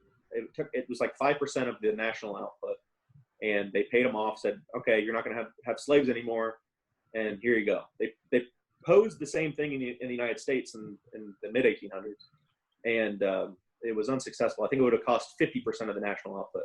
So they had a civil war, and the civil war actually cost more than what it would have cost to just pay off slave owners. So that married to conflict, dude. You know. But the United States was unique. It was the only country that had a war over slavery. Great Britain controlled a quarter of the world at the time, and so they made a massive push throughout the world to end slavery. They would destroy Brazilian slave ships. They pressured the Ottoman Empire to end slavery there, and kind of anywhere that they had a stranglehold on the world, it ended slavery. These ideas, went into the rest of Europe and the United States, and as a result, oddly enough, European colonialism is what drove out slavery throughout the rest of the world, because in the rest of the world, they were fine with slavery, and they fought against these Western civilization coming in and saying, no, we have an issue with it. We have a moral issue with slavery, and you're going to stop. The United States ended slavery in the Philippines. The Dutch ended slavery in Indonesia, the Russians in Central Asia, the French in their Western African colonies, the Germans in the East African colonies. I think another thing that people don't realize is that Africa completely controlled the slave trade. This image of Europeans entering Africa wasn't true. They were more likely to catch malaria than they were a slave. The Africans completely controlled it. They enslaved people, and then they sold them in the ports. And then the Europeans came, and they bought slaves just like they bought anything else, and they took them out west. North Africa kept more slaves for themselves than were sold across the Atlantic, which I've never heard that before. And this is in Thomas Sowell? This is all Thomas Sowell's chapter on the history of slavery. Everything I've just is shit I've never fucking heard before. Yeah, I might have to check that out tonight, because I've never heard of any of that. Yeah. And he makes the case that slavery is taught in a way to omit 95% of the story, to not talk about how it ended, in order to kind of sow division and create disenfranchisement. And that kind of gets me back to my theme of kind of, once you see it, you can't unsee it. It's everywhere, where you just see, why is everything told in the manner? Why is 95% of it omitted? Because it doesn't serve a purpose, so they don't teach it. But tell me why you think that we don't know who William Wilberforce is. Why are there not statues of William Wilberforce? Why is he not all over, all over media? Why is he not in books? You know what I mean? Yeah. I'm literally hearing for him, first time in this context right now in 2020. You know what I mean? Yeah. That's a problem. I think education is huge. Like, there's a tweet going around that was pretty funny. It was just like this little quippy thing, but it was like, schools are like, Abraham Lincoln ended slavery, yay. Then Malcolm X came and there was segregation, but Malcolm X was like mad. And then MLK went for a walk, Rosa Parks, said no on the bus, and now everything's good, kind of basically. It's kind of like, kind of gloss over things like that. And it was in the context of like, African-American history being taught in school, right. But that's the truth, man. You don't get anything. No, it's all surface level. Let me ask you a question. Give me your best estimation of the year in which America had its first United States first black U.S. senator, first 6 U.S. congressmen, and first U.S. speaker pro tempore. What time frame do you think those occurred? 18. Man. Go ahead, Ryan. I've read the book, so. No. I want to hear from you guys, man. I don't know. I guess I would say. Give me your best estimation of when you think that happened. Man, I was gonna say like 1900-ish, but Corey started out 18, so I'm not sure, man. Maybe 1870. 1870 to 1874. They're all Republicans. Have you heard of Hiram Rivas? No. Black history has taught about Hiram Rivas. That's the first U.S. black senator. Rivas? Hiram Rivas. Never heard of him? There's a portrait. Man, I have to say, I'm gonna lose some cred in my community for you teaching me these things. It's about to get worse. Oh man. you heard of Joseph Rainey? Joseph Payne? Joseph Rainey, Rainey? Nope. first U.S. Speaker pro tempore So and congressman. Have you heard of Prince Whipple? nope. So you know the portrait of Washington crossing the Delaware? Yeah. There were two black people on the boat, and they weren't slaves. Prince Whipple and Oliver Cromwell. And Prince Whipple was well respected. He was basically a founding father. He had a lot of respect. There's notes I've read from Thomas Jefferson to Prince Whipple. He was really well respected. I need to check that out, man. Do you know who James Armistead is? No idea. He was George Washington's double spy. He pretended to be a spy for the British, and he relayed information back to George Washington during the Revolutionary War. The Battle of Lexington was fought. Half the soldiers who fought in it were black. New Hampshire had the first black judge, 1768. So, question for you, real quick. Question. What say you to people who say that there are these exceptional examples, and they're given to the black community as a kind of look like, why can't you do this type of thing? And it kind of maybe negates or perhaps discredits the struggles that did exist in the form of like Jim Crow laws and things like that. Yeah. Sure. Yeah. Well, we can get to that too, because I have some questions about that. But why do you think that those figures of history aren't really taught? How come they're not brought up in Black history? This idea that American history was made up of Black history as well. I don't know, man. It's always been something that's concerned me, that it had to be a separate class. Like I wanted it to always be the same class, Even in that class, these people weren't taught. So why do you think that they weren't taught about? I don't know. That's kind of gets me back to like my view that, once you see it, you can't unsee it. And certain things are taught and certain things are omitted. And they're omitted because it helps kind of create this idea that America is not for Black people. There was no history of Black people in it. And they didn't really do anything until 1960. And then they, right. That's when Black people came about. But I do think that not to jump on the cliche bandwagon, but it's always kind of bothered me that this two-sided, that Black history is American history. And I've felt that way for, I probably didn't think of it as a problem until it was posed to me at one point. And this has been a long time ago, but I've thought of this for a long time. Like, why limit it to 1 month? But then, having a Black History Month, is that to say that, Asians don't have their own month? Have they contributed less than, Blacks? I mean, you could argue that a bunch of different ways, and, I don't mean to get like too far into the weeds, but, why is it just this 1 month, that we teach about these things? And, kind of to TJ's point, half of it isn't even taught about. You kind of are taught what are like the stereotypical things, or so it seems. And that's kind of the extent of it. They run a couple of series on, CNN and MSNBC and Fox News and, the History Channel and all of these other places. But, you really have to dig.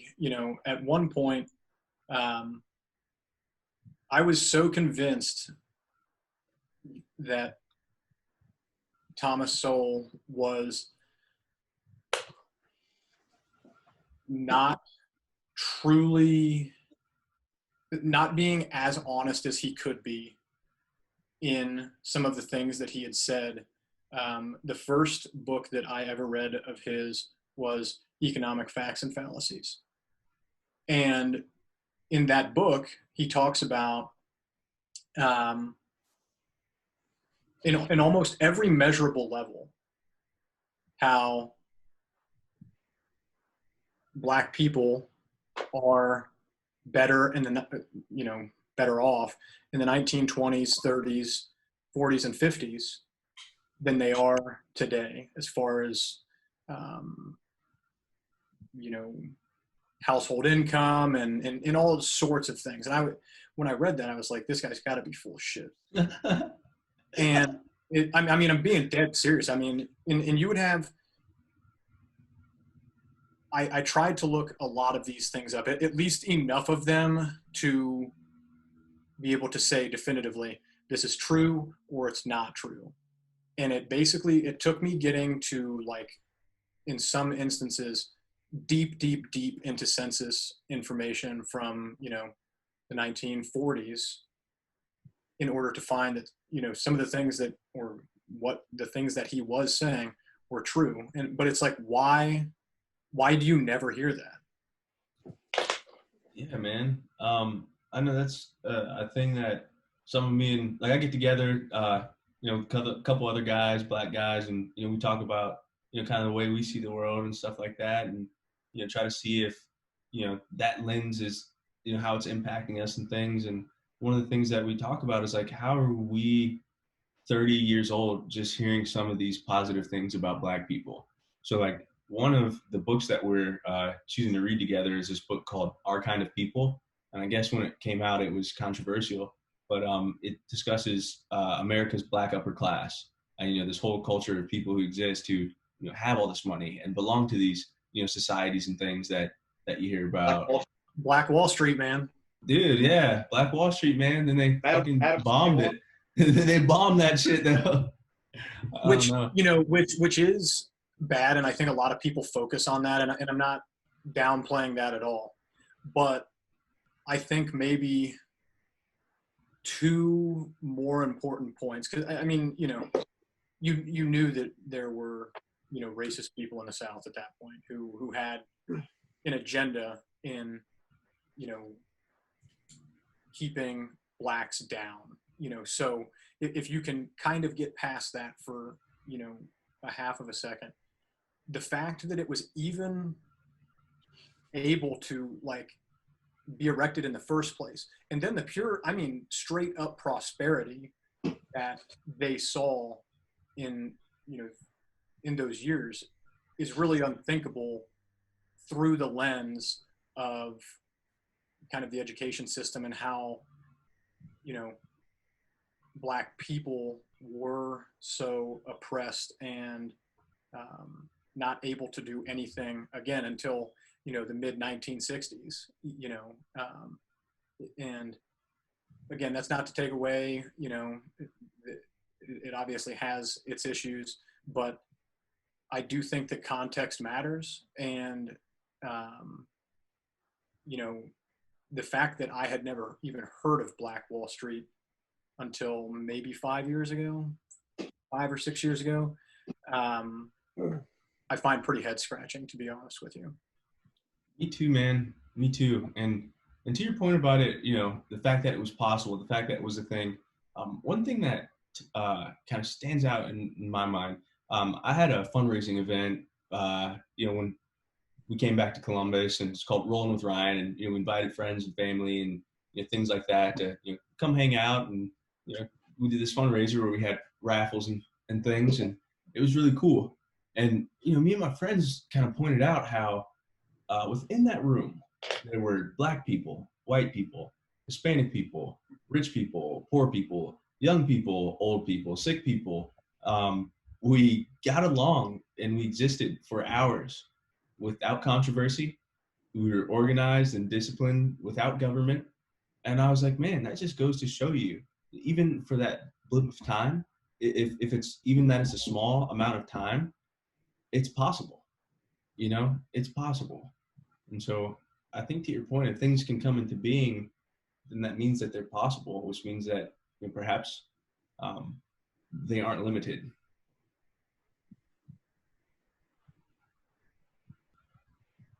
What Are you familiar with like how the Republican Party began? Not at all, man.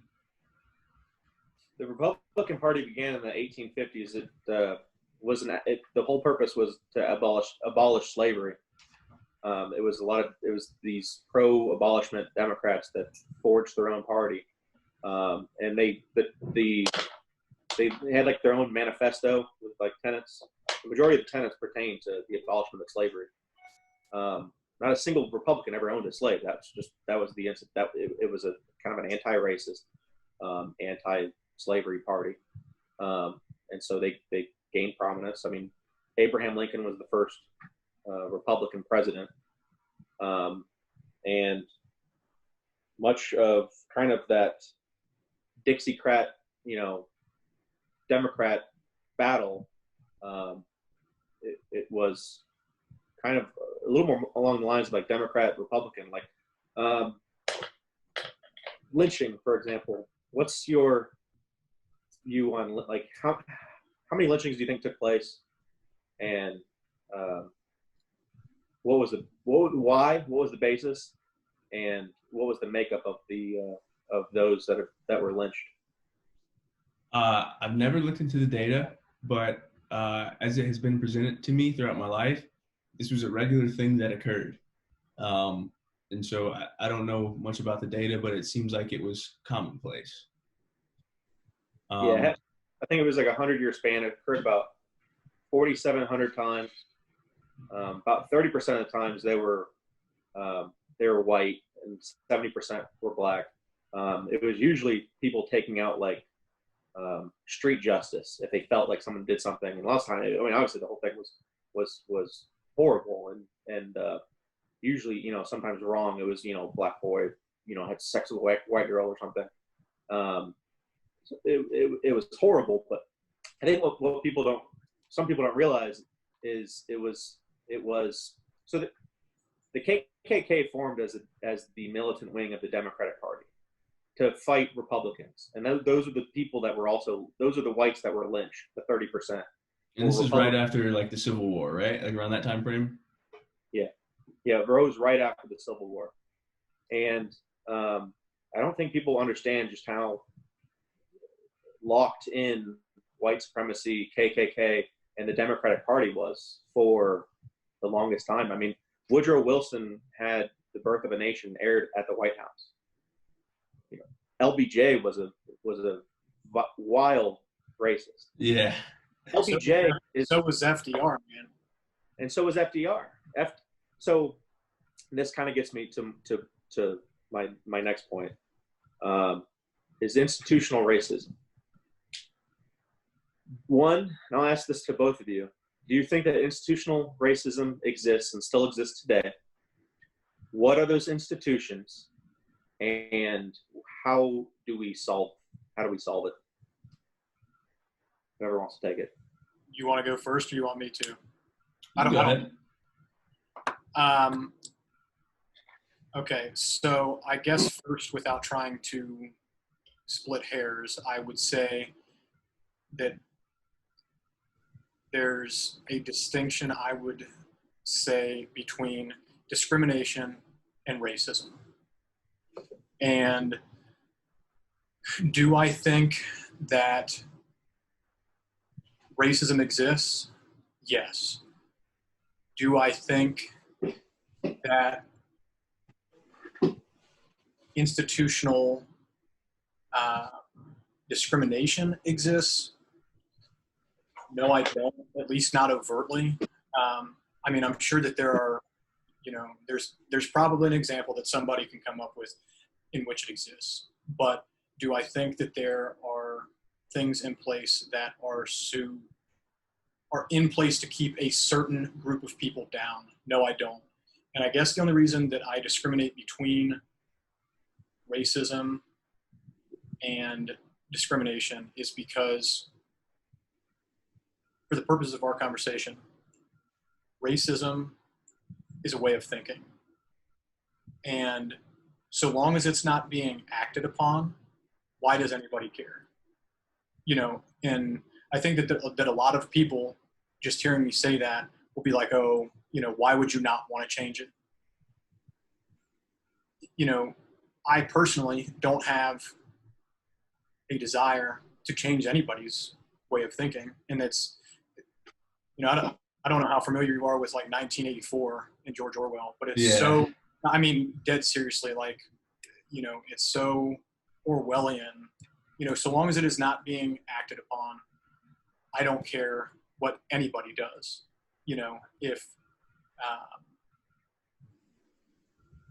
you could even say, for the purpose of our conversation, that it's a mental illness.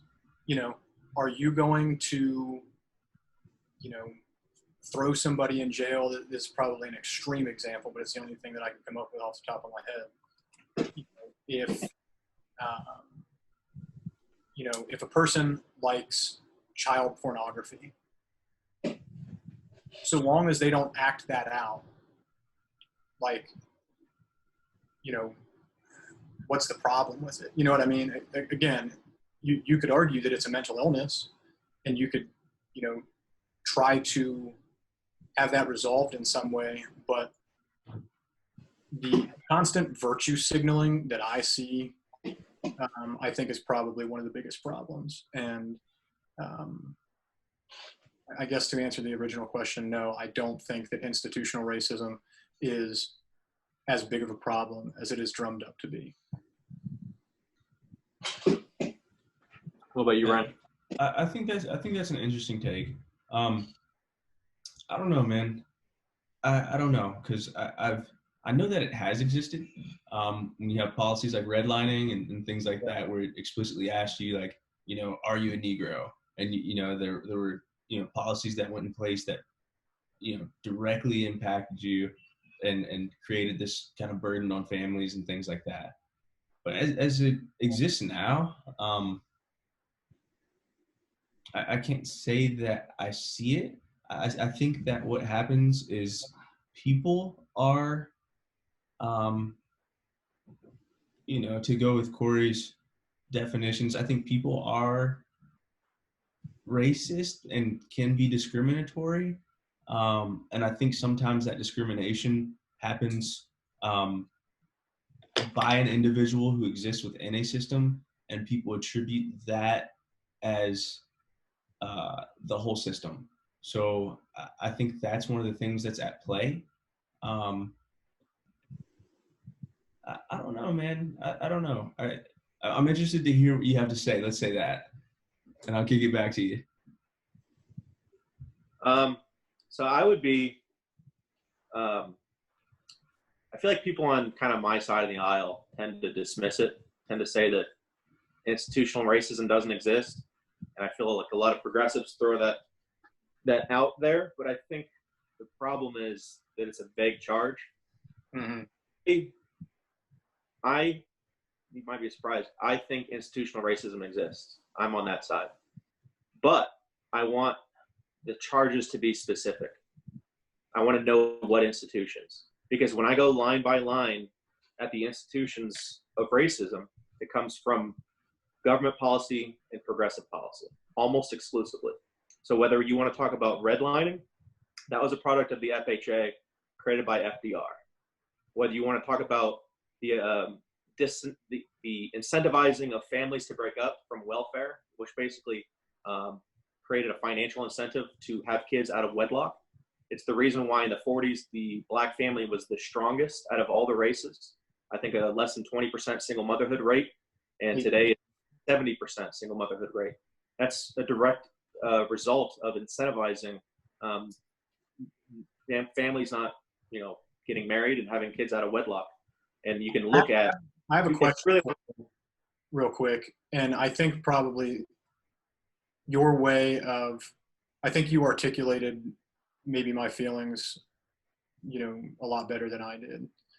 I do think, I would say, again, I don't think it exists insofar as it is just this very vague, you know, applies to everything, you know, kind of almost hand grenade, you know, type of thing that people try to throw out there. But I do have a question for you as it relates to how quickly it impacted black families. Why do you think that is? because, you know, you, in the same period of time, you know, I think the white community is now in the neighborhood of like 40-ish% single motherhood rate. It affected everybody. It gave the same incentive, but more black people were in kind of the poverty area, so they were more affected by that policy. And so, you know, with being a larger percentage that were still, now they were the fastest growing as far, like in the 40s and 50s, they were accumulating wealth faster than anybody else, and they were on a probably, you know, I think if it wasn't for the Great Society, there would be a lot more assimilation, and there wouldn't be such the wealth divide that we see today. I think we look today and we see like this wealth gap between races, or, you know, how much the income gap between races.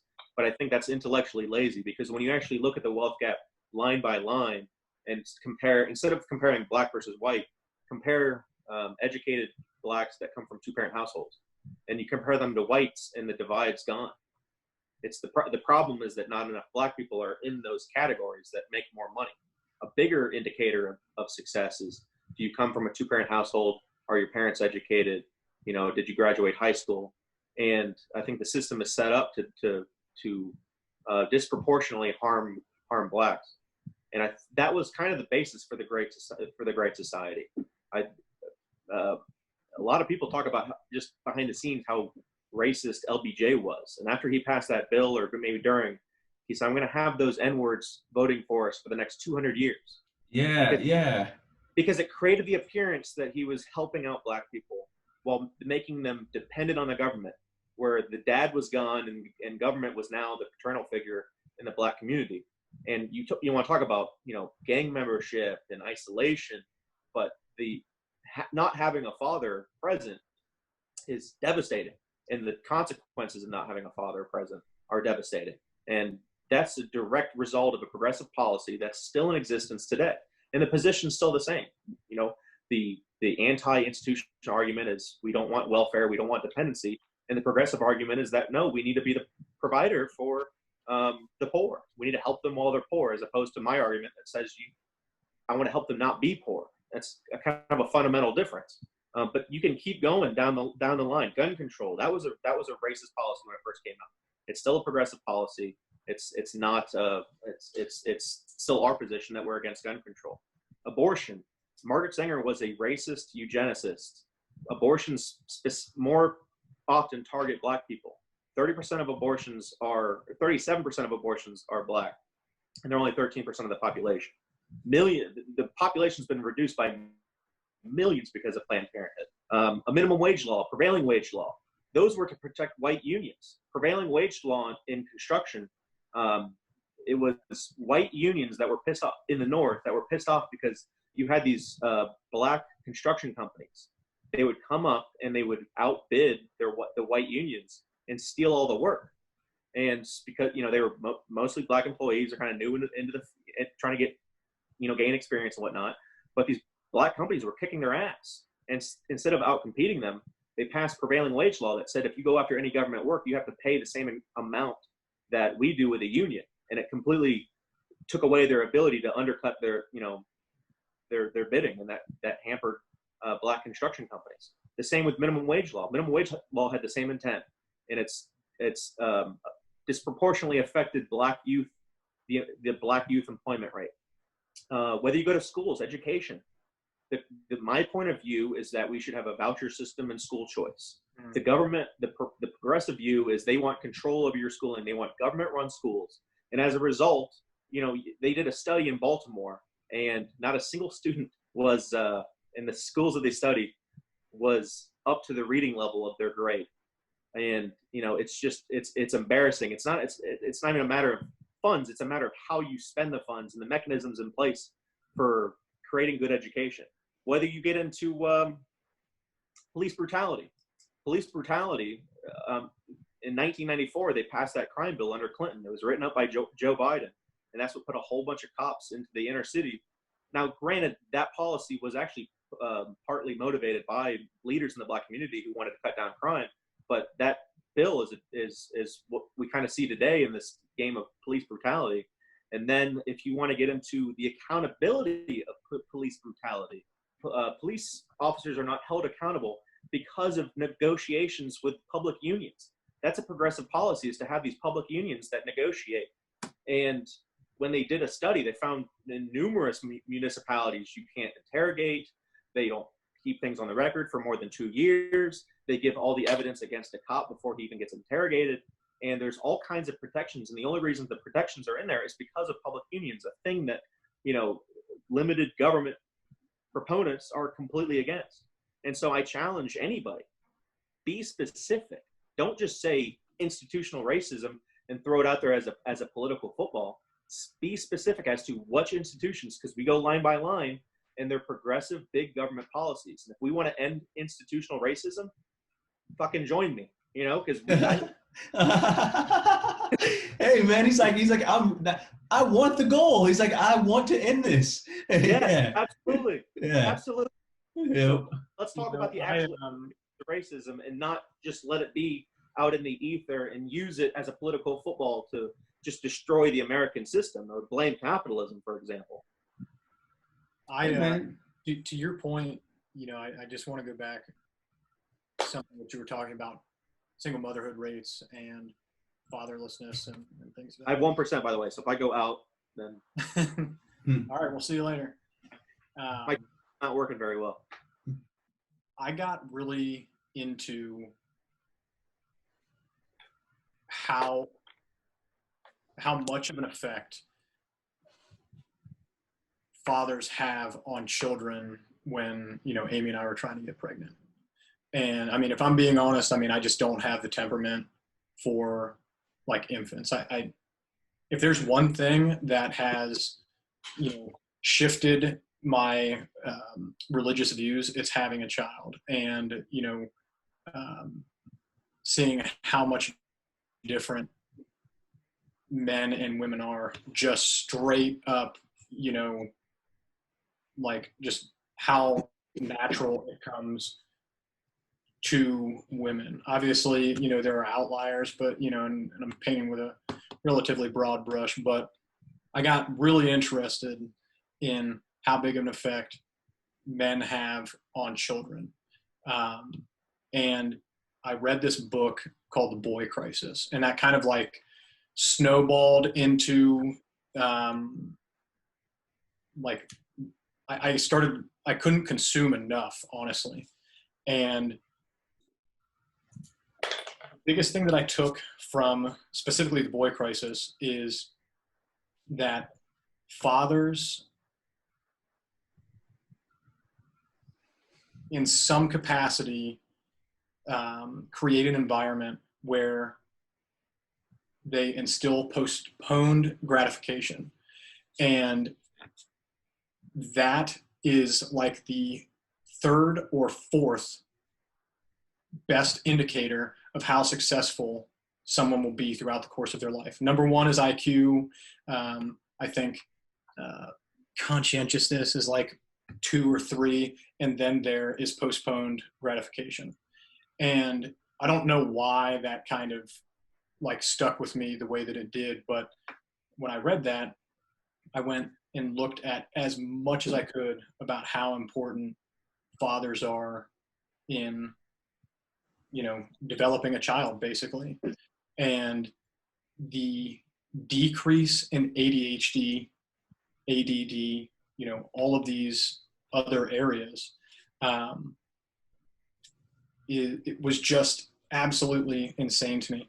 If you guys, there's a book called Effective Neuroscience by a guy named Panksepp.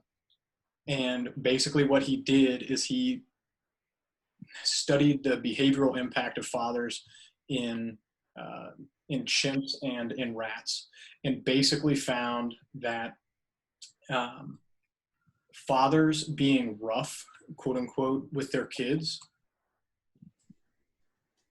allowed them, and this was part of the whole postponed gratification. This boy crisis leans pretty heavily on this effective neuroscience book, but nevertheless, it like, I don't know why so much of it made sense to me. And I went down this rabbit hole, and so much of it made sense in like specifically how it related to me, and how, I was rather aggressive when I was a kid, as were my brothers, as were the majority of the people that we hung out with who, did not have kids. Probably one of the single most surprising things that I found out through the course of this is that children without fathers, and I'm not exactly sure how they rate this, so I can't speak intelligently about that, but are 4 to 5 times more likely to be empathetic than just with single mothers, which is interesting because you typically think about, empathy coming from women or from mothers. And I don't know, man, it just, I do think that is a huge issue cross-culturally, now at this point. And I don't know how we go about solving that, but I don't even know if it can be solved at this point. I agree with you as well, man. I grew up without a father in the home, and even from a utility standpoint, like you didn't have 2 incomes like you would if you had 2 parents. And even from in terms of my interactions with my mother, there was no one to balance her. She didn't have someone to talk through the way that she was handling things. So perhaps her approach wasn't always the most calculated. That's not to discredit my mother. That's to speak of the nature of human beings and the benefit of having someone else there to get another perspective, Well, I do think, I mean, there's only so, for better or worse, I mean, this might be the most politically correct way of putting this, but, there's only so long that, especially with boys, that mothers can control their children, and for better or worse, physical force does preside over, a relationship with a father to some degree. There are obviously, if you read any of these books, I mean, there's a lot more that goes into it than that, but it just became like so clear to me. It was like, one of those aha moments that I had, where, when me and my brothers were 10 and 11, I mean, it became pretty obvious that there was nothing that, even if my mother did want to do something, she wasn't going to. Who was she going to stop? There was 3 of us. We did whatever the hell we wanted. We act like a bunch of, rejects running all over the place, I mean, I'm probably better off for it now, having been through that. Honestly, I wouldn't change it for anything. But, it's definitely something that I want to do. I want to be better in that way, for my kids, for sure. And, it does impact so many different things that I don't know why more people don't talk about it. I know that people talk about it at a high level, but why people are not more educated about it. And I think that it probably has to do with something about the independence of women, for better or worse. I'm not judging that specifically, but I do think that has a role to play in it. There's they studied like recent mass shootings, and the number, like the most common thing they had in common was they came from fatherless homes. So it was like 95% of them had no father. I think it leads to isolation. In the boy crisis, they bring that up, and they specifically talk about the Columbine shooters, and how they had, they tested. I don't know whether they were going to psychologists. I don't know. I can't remember specifically, but how they tested very, very low in postponed gratification. And they were, this whole postponing gratification, they were talking about how, once that is established, people become more addicted to video games, and how they become more addicted to porn, and like all of these things. There's all of these side effects, for lack of better words, and I think that number sounds about right. I know it was north of 90%, of school shooters, and including that Parkland shooting. They were all the product of a single mother household. And that's not, Ryan and I both are the product of, single mother households. I'm not beating up on them at all. There are plenty of women who do a bang up job. But, I don't heroes. Should be, what's that? They're fucking heroes. Yeah, dude. No kidding. The two of us can't handle one kid. I could not imagine being a single parent. It's crazy. Yeah, man. Well, hey, man, I do have to wrap it up pretty soon. I have something going on at 8:30. Are there any, kind of last thoughts you guys, want to touch upon? Anything that we maybe omitted or anything like that you may want to revisit? I don't have anything. I think we covered plenty. We covered a lot. I'm glad we did this, and I do enjoy having conversations with people who, are not directly in line with how I think. I think the perspective matters, and I think you guys are doing a good thing. So. Thanks, man. And who is directly in line? I think that's what's complicated in all this, because we all have different experiences. We've all read different books. We've all been exposed to different things. And, I've thoroughly enjoyed this. I continue to learn a lot. And, I hope you guys are open to doing this again, and, hopefully on some sort of pattern. Yeah, man, for sure. Hit me up. I'm always down. Cool. Absolutely. It's a good reason to kind of try to get back into subjects and, learn and prepare and study and whatnot. But it's a lot more productive than just posting on, whatever social media website people use. It's a lot more of I don't know how you felt after our conversation, Ryan, but I just had kind of this elation, and then any pressure to feel like you needed to engage in social media was just gone. Yeah. And, it felt good to get it all out in perspective, rather than the frustration of people talking at each other. And I think it's a good experience, and I encourage more people to talk it out, have open conversations, talk with people who are different than you, instead of assuming what kind of motivations they have. Right. I think, like Corey said earlier, man, we'll find that most of us are alike, and we'll see that. I think an important thing is intent, man. All of us came to the table to intend, for truth. Our intent was to find truth. Our intent was to look at each other's perspectives and understand where each other are coming from. And I think that's important, man. So I really appreciate you guys. Corey, good to see your face, man. It's been forever, bro. Nah. Yeah. TJ, good to see you, man. I love you guys, man. This was great. All right, man. Hey, let's do it again, all right? Yep. Take it easy. See you guys.